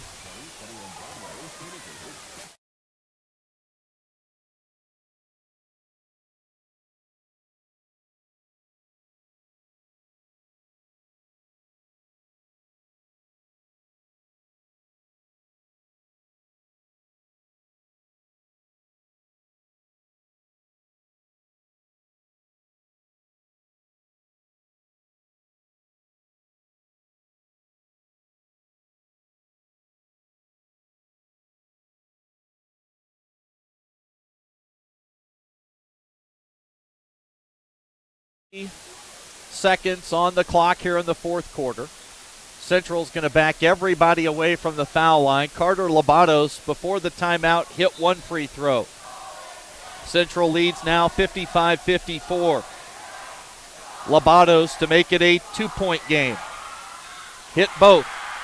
Again, though, no loss in Lovering on the floor, so that rim protector is on the bench. Diolis attacks the rim, and a blocking foul called against, is that LeBeaumont? Randy LeBeaumont called for the personal blocking foul as Diolis, he could have had a foot cut off earlier and still gone right to the rim on that dribble drive opportunity. Needs both to tie. Misses the first. Timeout taken by Scott Gullion, 4.1 to play. Now things get interesting. We'll stay right here. Will they miss on purpose and look for a tip out? Will they just play it straight up, hope he makes it, and then immediately foul? A lot of things running through the head coach's mind right now. Diolis misses the front end of a two-shot opportunity. It's 56-54. Been a great atmosphere here this evening at Scottsbluff High for this matchup of heavyweights. Scottsbluff number 3 and Nebraska Class B this week in the Omaha World Herald poll. They were number 1 in Class B power points. They play the toughest schedule that you could put together for a Class B team year in and year out. Western Conference tournament to start the year. 3 games in 3 days in Gillette, Wyoming. 3 games in 3 days in Columbus. Trip to Casper, twice to Cheyenne this week. Home for Cheyenne tonight at Abe Lincoln in Denver next Friday. It's a gauntlet year in and year out, and this is what kind of makes you tough once you get to the postseason. Scottsbluff trying to figure out a way to, that'll never touch the rim. So immediately the whistle blows and Central will have it. Scottsbluff will have to foul immediately if they can't get a steal. They will not guard the inbound passer. Home run ball. Talich intercepted. Harsh. Diolis for a tie at the buzzer! Josiah Diolis off a turnover. Harsh to Parker to Diolis. Mid-range jumper ties it at the horn. We're going to overtime. Josiah Diolis comes up clutch. Injury and all. Huge shot for Josiah Diolis. Knocks it in. 56-56. We go to OT. Wow, what a finish here this afternoon. 4 quarters, not enough to decide it. Barely enough to decide the girls' game earlier. Wild finish here in this boys' game. We've still got 4 minutes to go. Lady Cats lost in. You got to figure right now Scottsbluff has to be in the driver's seat, or at least a small favorite. No loss in Lovering. He's already fouled out. So Scottsbluff, can they take the momentum of the game-tying shot from Diolis and find a way to make it a 1-1 weekend? Huge play. Harsh the steal. Got it to Parker. Got it to Diolis. Jumper at the horn for Josiah. Bad wheel and all. What a ball game. And again, every possession matters right now. No Lovering, so they'll go to 6'5". Randy LeBeaumont to jump center against Chance Parker.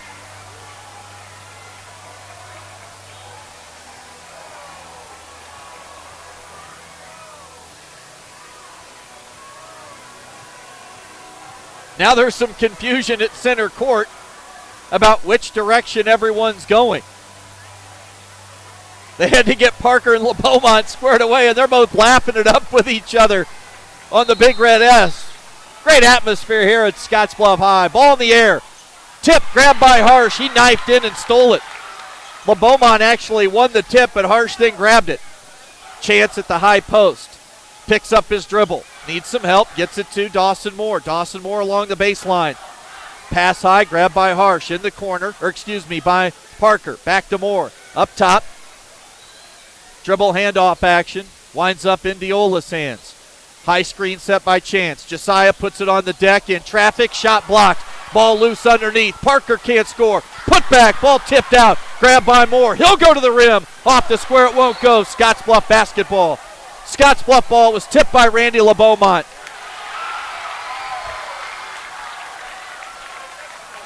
$36 seconds in, no points, and still about as wild as you can get. Diolis plays it in with the lob to Harsh. Now Chance.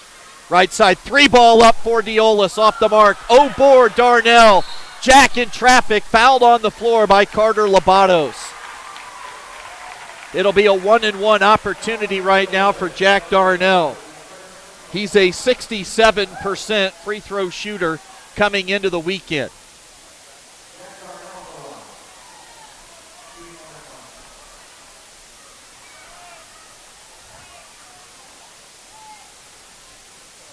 One-and-one opportunity for Jack. Bangs off the iron, whistle, jump ball, possession arrow gives it to Central.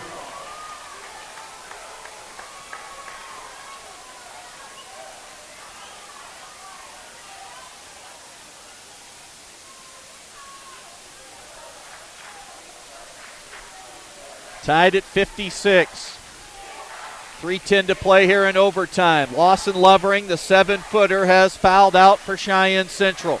Ryan Stampley being hounded by Josiah Diolis. Stampley along the baseline, gets it to Storbo, blows the layup. Harsh grabs the loose ball, everybody on the deck. Storbo has it, he called timeout, and it'll be Cheyenne Central basketball after a timeout taken by Storbo. Heads up on the recovery of the loose ball and the timeout. Breaking the action, 2:51 to play. No one scored yet in overtime. It's 56-56 on the West Coast scoreboard.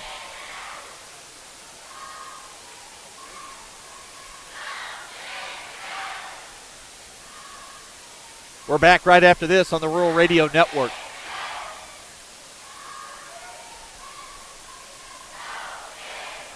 Well, we'll keep it right here, tied 56 all.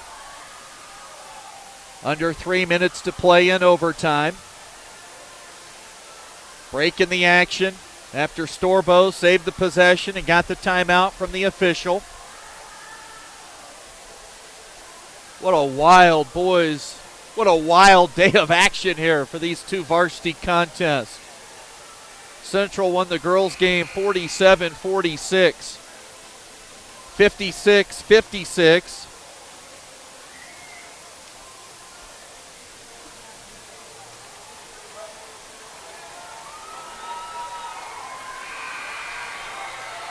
Was the score at the end of regulation.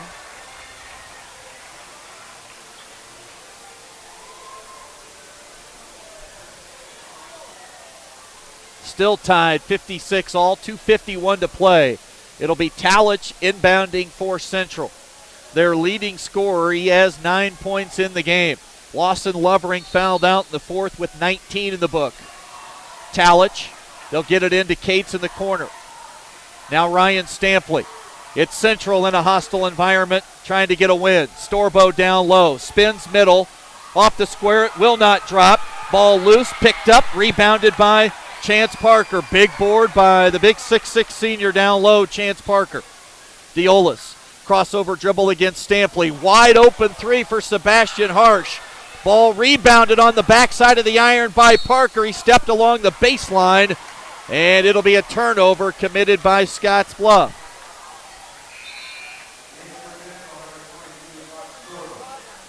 Brock Storbo comes on for Brady. Still, no one has scored in overtime. Still great action.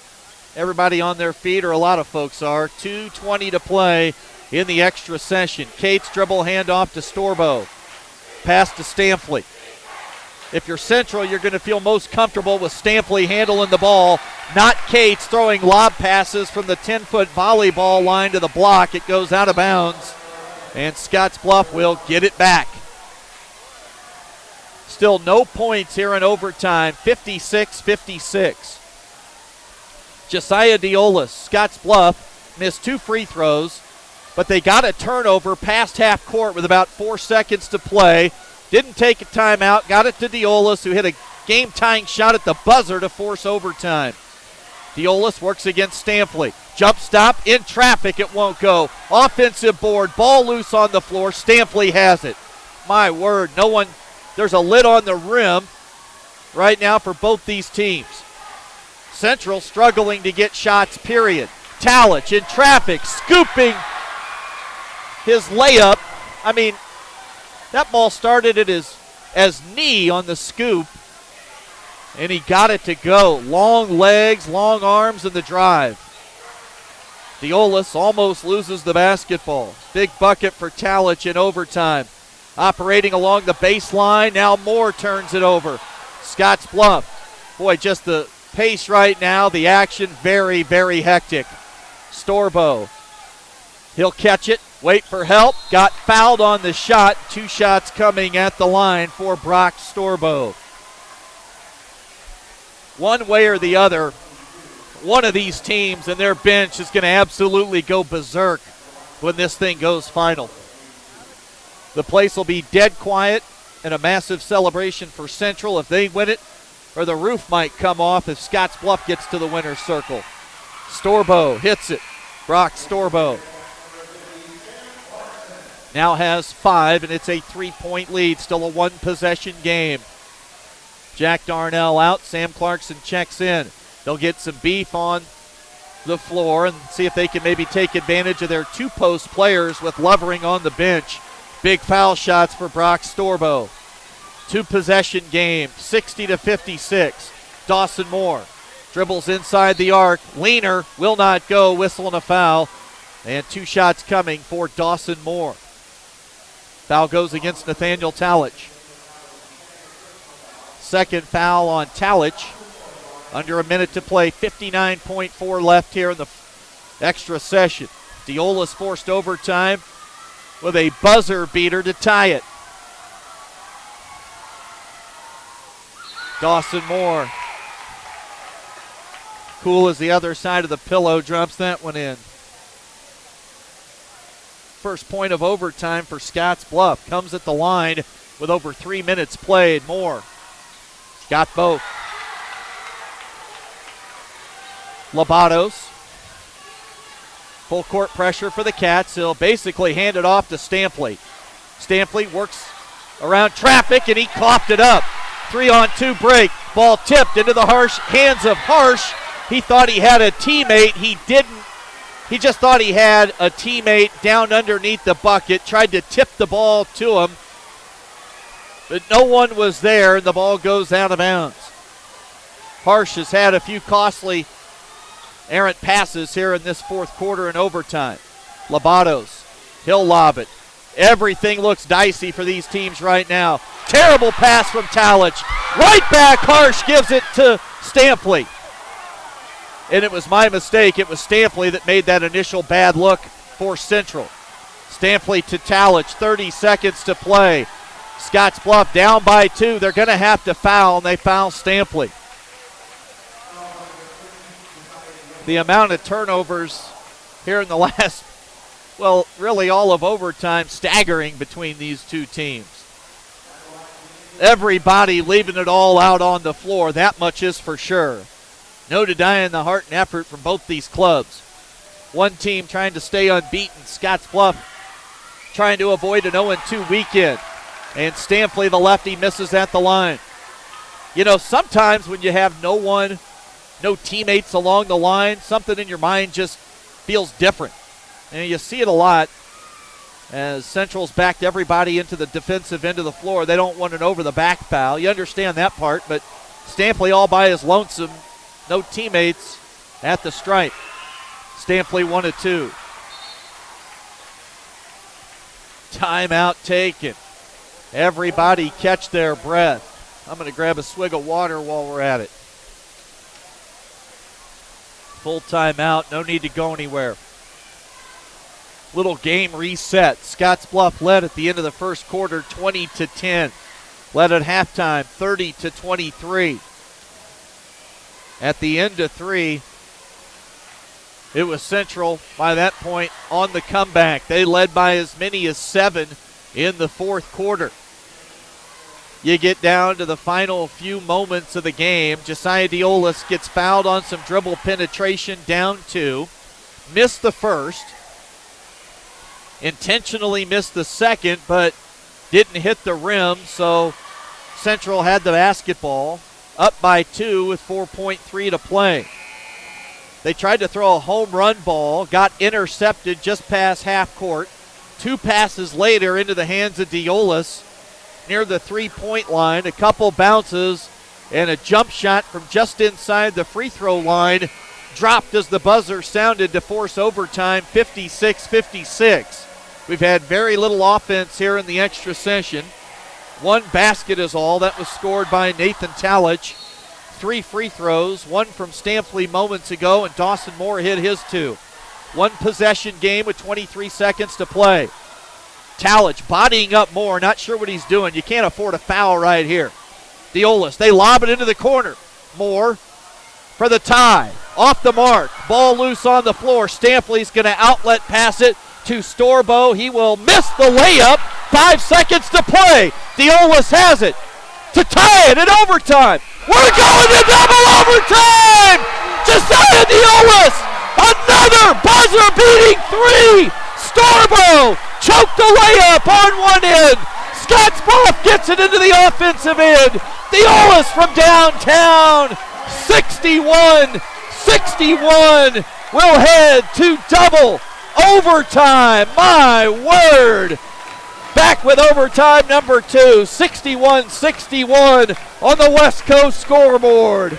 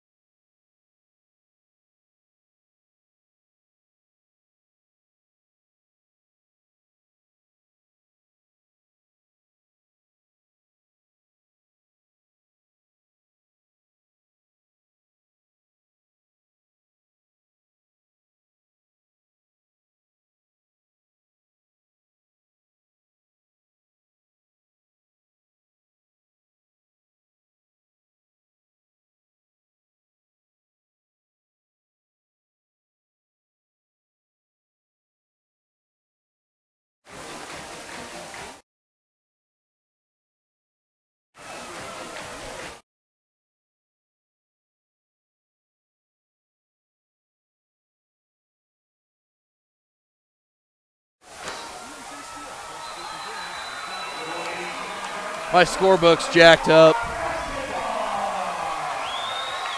Well, what are we going to see next? Hopefully my voice hangs in here. Tied at 61 as we start second overtime. Diolis has forced overtime twice with buzzer-beating shots. Scottsbluff controls the tip. Darnell loses the ball for a moment in traffic. Jump ball, possession arrow's going to give it to Cheyenne Central. Diolis at 2 at the end of regulation to tie it at 56. Cheyenne Central choked on a layup that would have put the game away and everyone would have been out of here already. Instead, he just short-armed the layup. Scottsbluff got it across half court. Diolis hit a 3 at the buzzer. Labados to the rack for 2. Carter Labados. Now Diolis, that foul comes on the floor. It'll go against Ryan Stampley, I believe.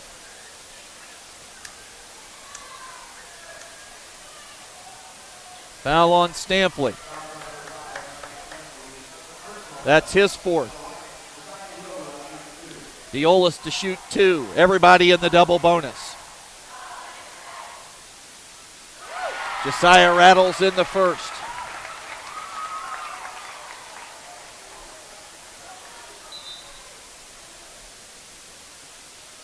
(63-62). I'd say it can't get any wilder, but I think I'd be lying to you. 63-62, 3:33 left in double overtime. We're tied. Diolis hits both. Lovering fouled out, it seems like ages ago in the 4th quarter. Stampley has it. Labados. Now Storbo. Stampley. Right wing. Labados. Brock Storbo. Randy LeBeaumont. Now Stampley. Behind the arc. Being defended. He'll dump it down low to LeBeaumont. Swatted away. Block shot for Chance Parker. Stayed aggressive with 4 personal fouls. Just went for the big block. We'll see Ethan Cates check in. Cates hit a huge three in the fourth quarter. Checked at the third quarter. Scottsbluff's going to have to check him on the perimeter. Can't leave him open. Ball's tipped. Whistle, jump ball, and Scottsbluff will get it back with a chance to go in front. 3:06 to play. Joe McLeod in the student section losing his mind across the way.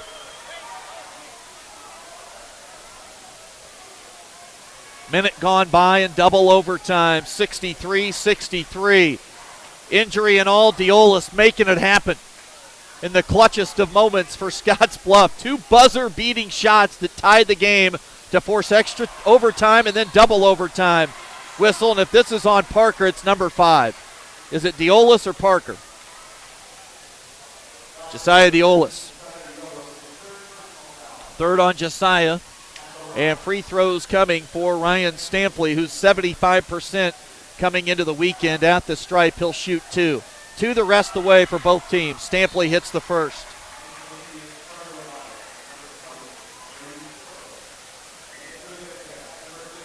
My scorebook's a mess at this point. 64-63, Central up by 1. They're 9-0. Scottsbluff trying to improve to 13-2. Stampley rattles in the second. Para makes for the senior point guard, Ryan Stampley. Back in front, Central leads by 2, 65-63. Darnell holds the ball, top of the key. Diolis, right wing behind the arc, spins baseline.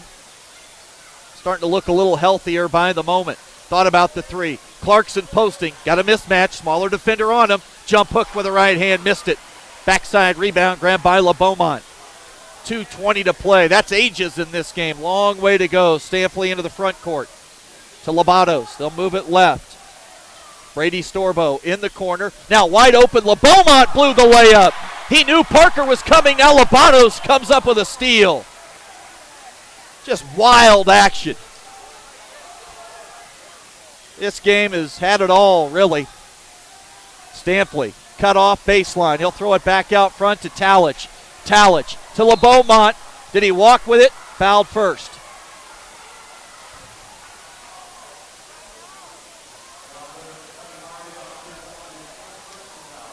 Foul goes on Moore, his 4th. 67-63. What a ball game. Timeout taken by Cheyenne Central.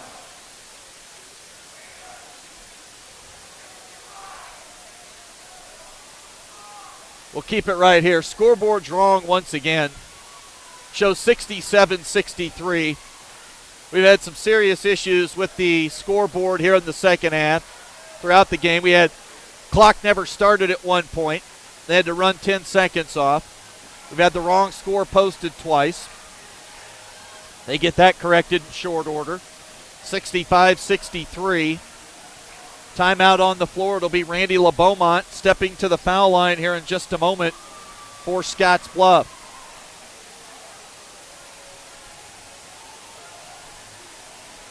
Both teams huddling up with their head coaches.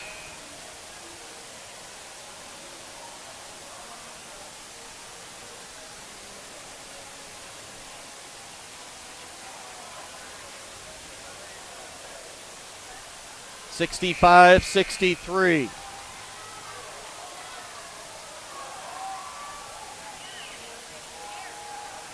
Out of the timeout, it'll be LeBeaumont at the stripe.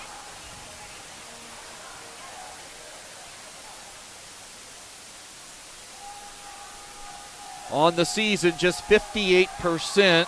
He's 1 for 2 today. He'll get 2. Too strong. Score hold 65-63. Central with 1:49 to play. What turn in this game is coming up next? LeBeaumont missed both. Darnell tracks down the long rebound. Diolis looking more and more healthy by the moment. Dawson Moore for the lead! Big time triple for Dawson Moore. Scottsbluff has their first lead since late third quarter, I believe, 66-65. Storbo, now Stampley can't hold on to the pass. In and out of his hands and out of bounds. Scottsbluff will get the ball back.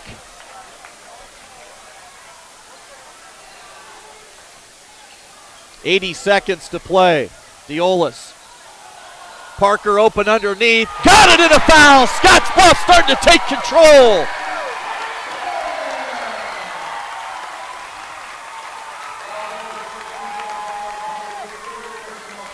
Crowd going bonkers here at Scottsbluff High.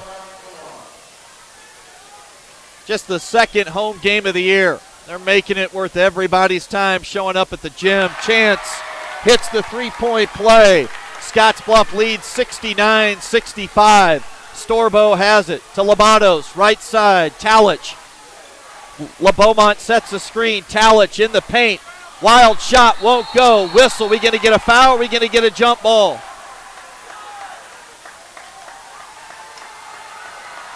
It's going to be a foul against Central.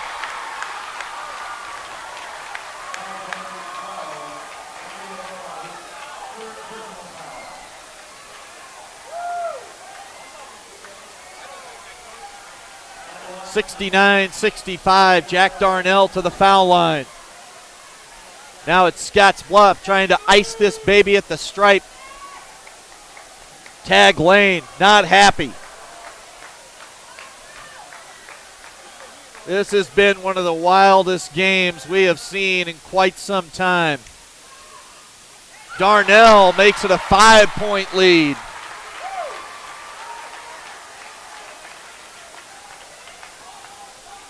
This thing's got to be as wild as the Abe Lincoln game a year ago, which I didn't think was going to be able to be topped. Darnell hits both. Just like that, 6-point lead for Scottsbluff. Josiah Diolis twice at the end of regulation, a 2. At the end of the first overtime, a 3. Game-tying shots to force extra periods. Ethan Cates from way outside won't go. Rebounded by Harsh. Diolis has it. They just got to foul immediately. No sense in waiting. You've got to foul if you're Central. Parker. They're allowing precious time to come off the clock. Central has got to foul. I can't believe they're not fouling. Well, maybe that's why, as Scottsbluff throws it away. 32 seconds. Still a good 20 seconds came off the clock.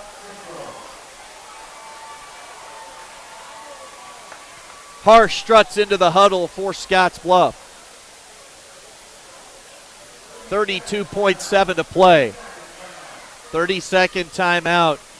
And it's Scottsbluff leading by 6. Break in the action. 71-65. Diolis 2-ball at the buzzer in the fourth quarter. Tied it at 56. Diolis 3-ball at the buzzer of overtime. Tied it at 61. And now Scottsbluff taking control here in double OT, leading 71-65. What an insane basketball game here at Scottsbluff High School this evening. Cats in a position to close things out. Up by 6 on the defensive end right now.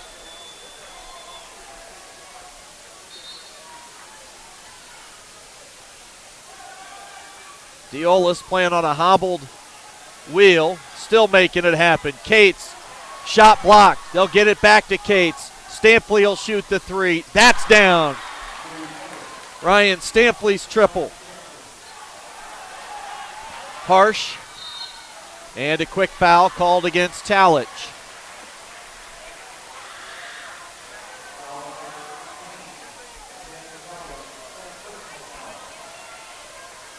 Scottsbluff will move everybody off the foul line.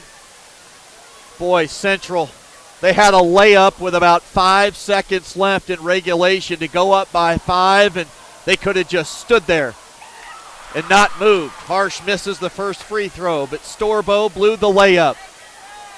He didn't even need to shoot the shot if you think about it. There was no one near him. This thing has had just too much going on. 71-68. Full timeout. We'll keep it here once again. What a wild finish this has been to a great weekend of basketball for both the Scottsbluff girls and boys.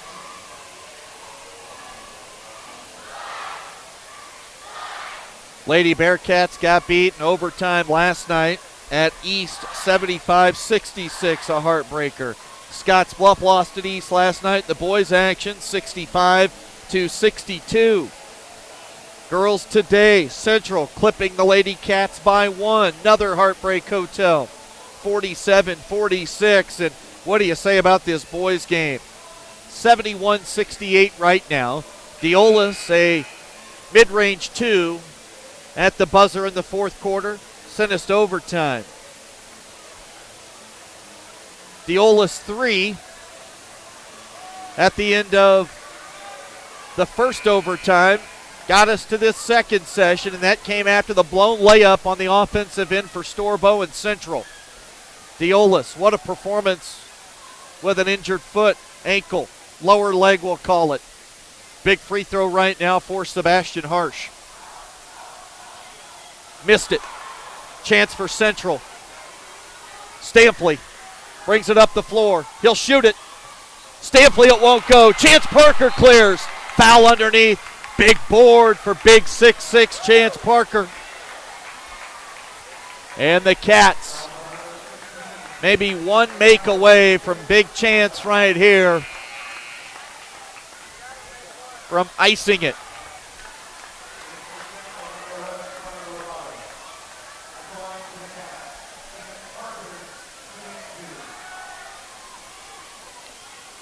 Chance needs to make one of two to make it a two-possession game. Missed the first. Scottsbluff has missed their last 3 free throws, leading by 3 on all of them. 5.5. Chance got it. That should do it. Big shot for Chance Parker. Stampley a 3 at the buzzer.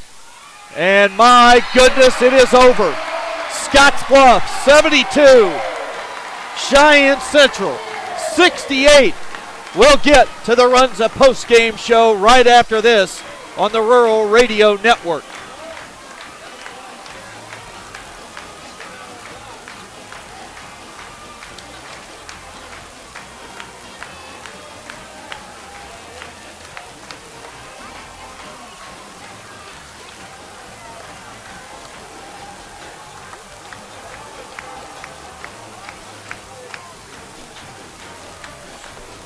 I'm not sure if my voice is going to live.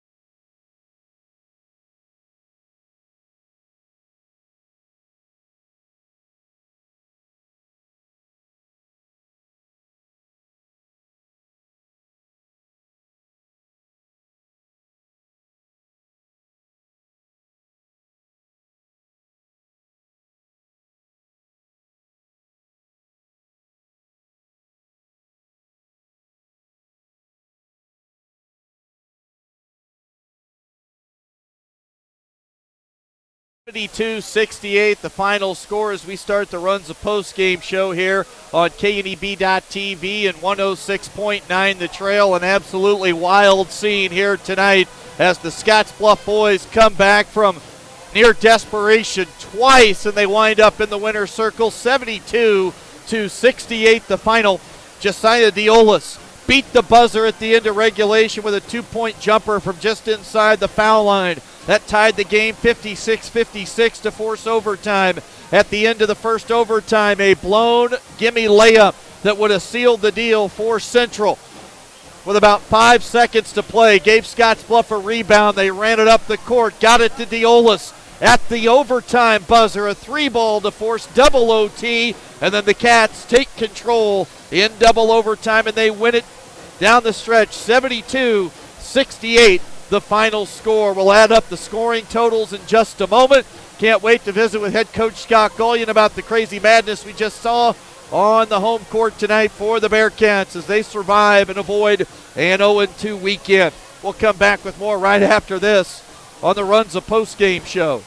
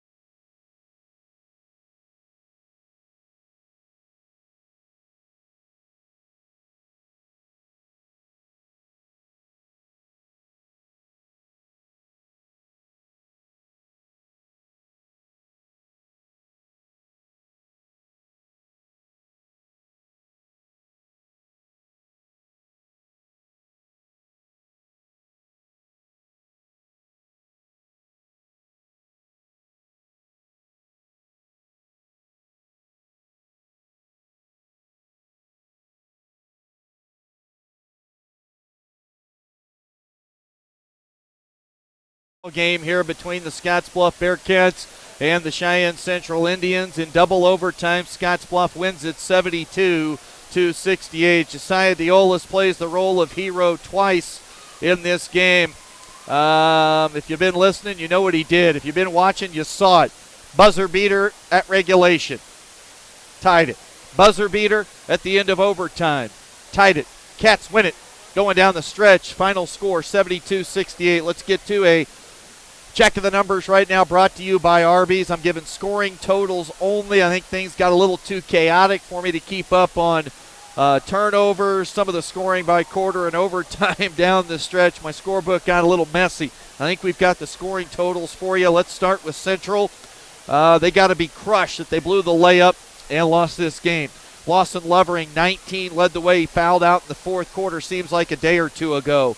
Also in double figures, Nathan Talich with 11. Ryan Stampley had 10, 7 for Randy LeBeaumont, 6 apiece for Carter Labatos and Brock Storbo, 5 apiece for Brady Storbo and Ethan Cates. For Scottsbluff, 22 for Dawson Moore. The hero, though, Josiah Diolas with 18, 13 for Sam Clarkson, Chance Parker with 10, 4 for Jack Darnell, 3 for Sebastian Harsh, and a deuce for Quentin Scott. We'll take a quick timeout. When we come back, we'll visit with Scottsbluff head coach Scott Gullion right after this when we come back on the Rural Radio Network. This is break 37, correct? All right, headset time.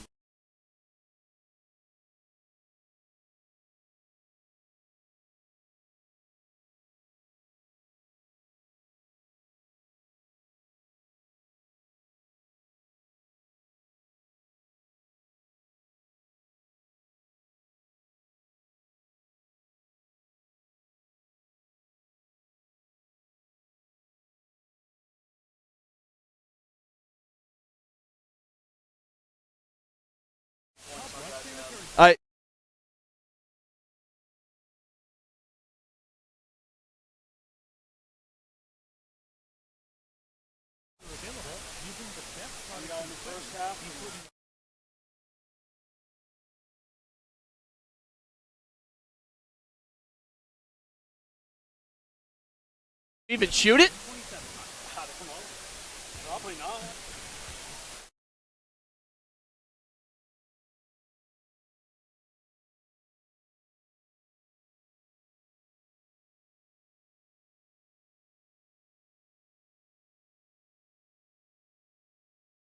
Win. And it's a win, so yes, it does top it. So it tops Abe Lincoln. We've established that. We'll get those guys less than a week from now. Josiah Diolas, coach, came up gimpy in the first half. You knew he'd try to gut it out and give it all he had in the second half because that's the type of kid he is. 2 buzzer-beating shots literally at the horn to tie, 1 to force overtime, 1 to force double OT. What do you have to say about it? I don't know. The second one, the first one, we get a turnover. It's crazy. I mean, the way we got both shots are crazy. We get a turnover right there, and he throw it, and he gets a little floater. Especially after he missed 2 free throws. Yeah. I mean, we missed the second one on purpose, but then I get that one. So that one, the second one, I was just like, I don't know what to do right now. Just coming up clutch and big situations, and he gutted it out. I mean, because he was hurting. He didn't play it as much in the second half, and he kept begging me to go in. Eventually he's like, all right, we got to give this a shot, and you just got to put it out of your mind for a little bit. And he was able to do that. It didn't look like it was hurting him later in the game. I think the adrenaline got going, and he forgot about it at that point. Yeah, the adrenaline and those shots served as a Novocaine shot. Yeah, I'm sure. And you did a nice job of managing him, because he couldn't. There were times he couldn't move very well, hustling down the floor defensively. So you had to kind of get him off the court for defense and get him back on for offense. What was wild about that was multiple times you guys got turnovers and you were left with him sitting on the bench and you couldn't even get him out there. Yeah, and that was the other thing is we got several opportunities to really take control in both overtimes, and we throw it out of bounds, or it was just it was one of those games that was like, man, when are we going to just get over the hump and get control of this thing? And then it came on, Dawson's big three-pointer right there. Came out of the timeout, and we talked about going pitch back, and Josiah attacked Dawson's guy really well, and Dawson came up huge with a huge shot right there.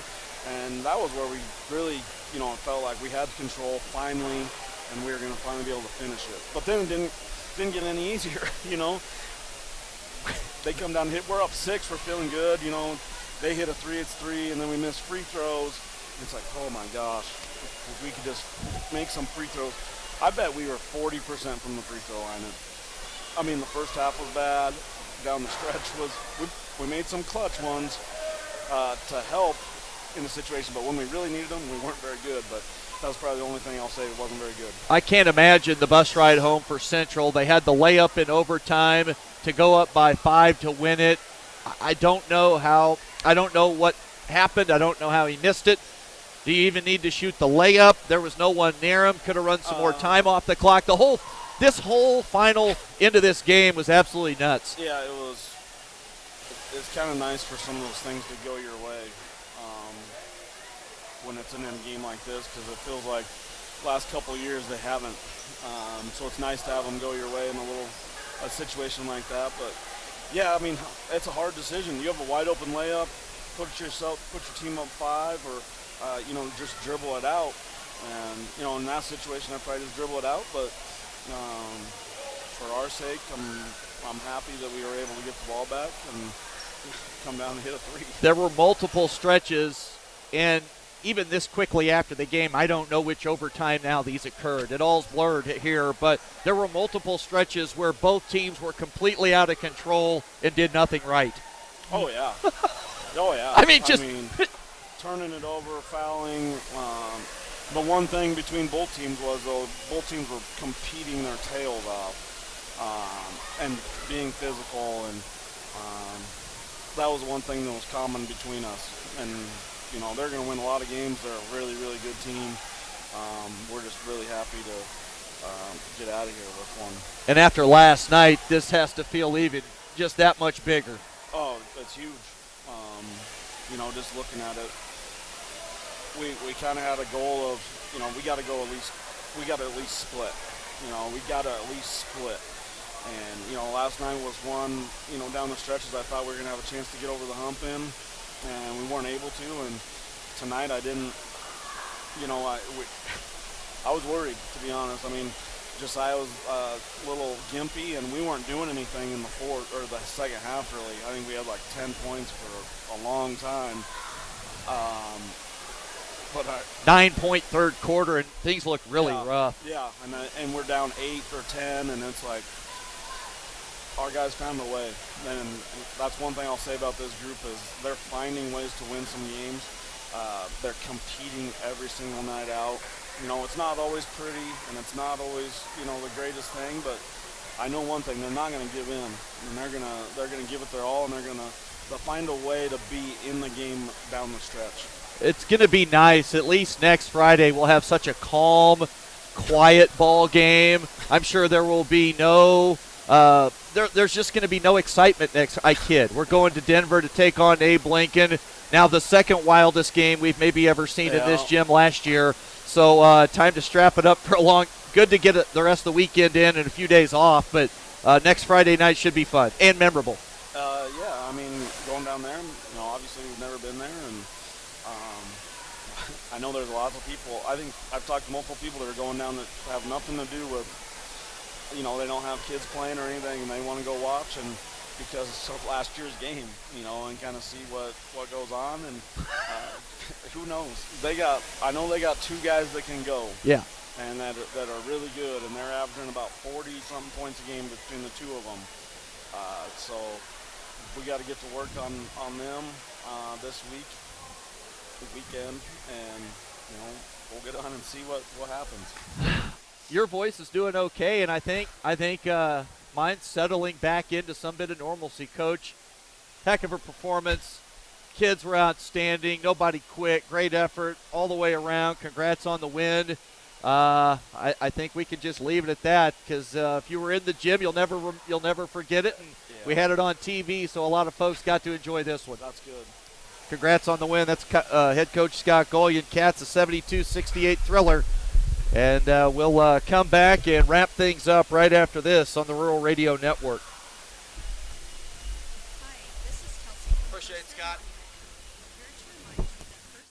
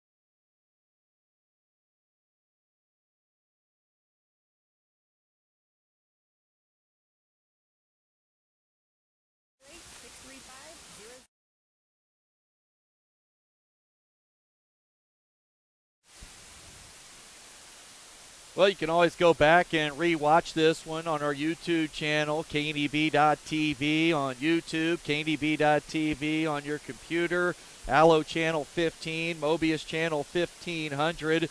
The hero down on the court right now, Josiah Deola's talking with one of his former teammates, another absolute grinder here in the program a few years ago, and Devin Baderas.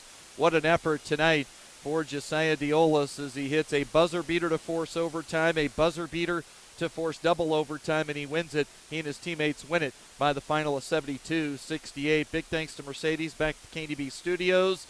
TJ, Matt, Onathan, our TV crew here tonight. Great job by all involved. An outstanding ball game tonight by both Scottsbluff and Cheyenne Central. So much heart and effort showed by both these teams. It's the Cats getting out of here on their home floor with a victory, 72-68. That'll do it from Scottsbluff High School. Enjoy the rest of your Saturday night, everybody. So long and good night.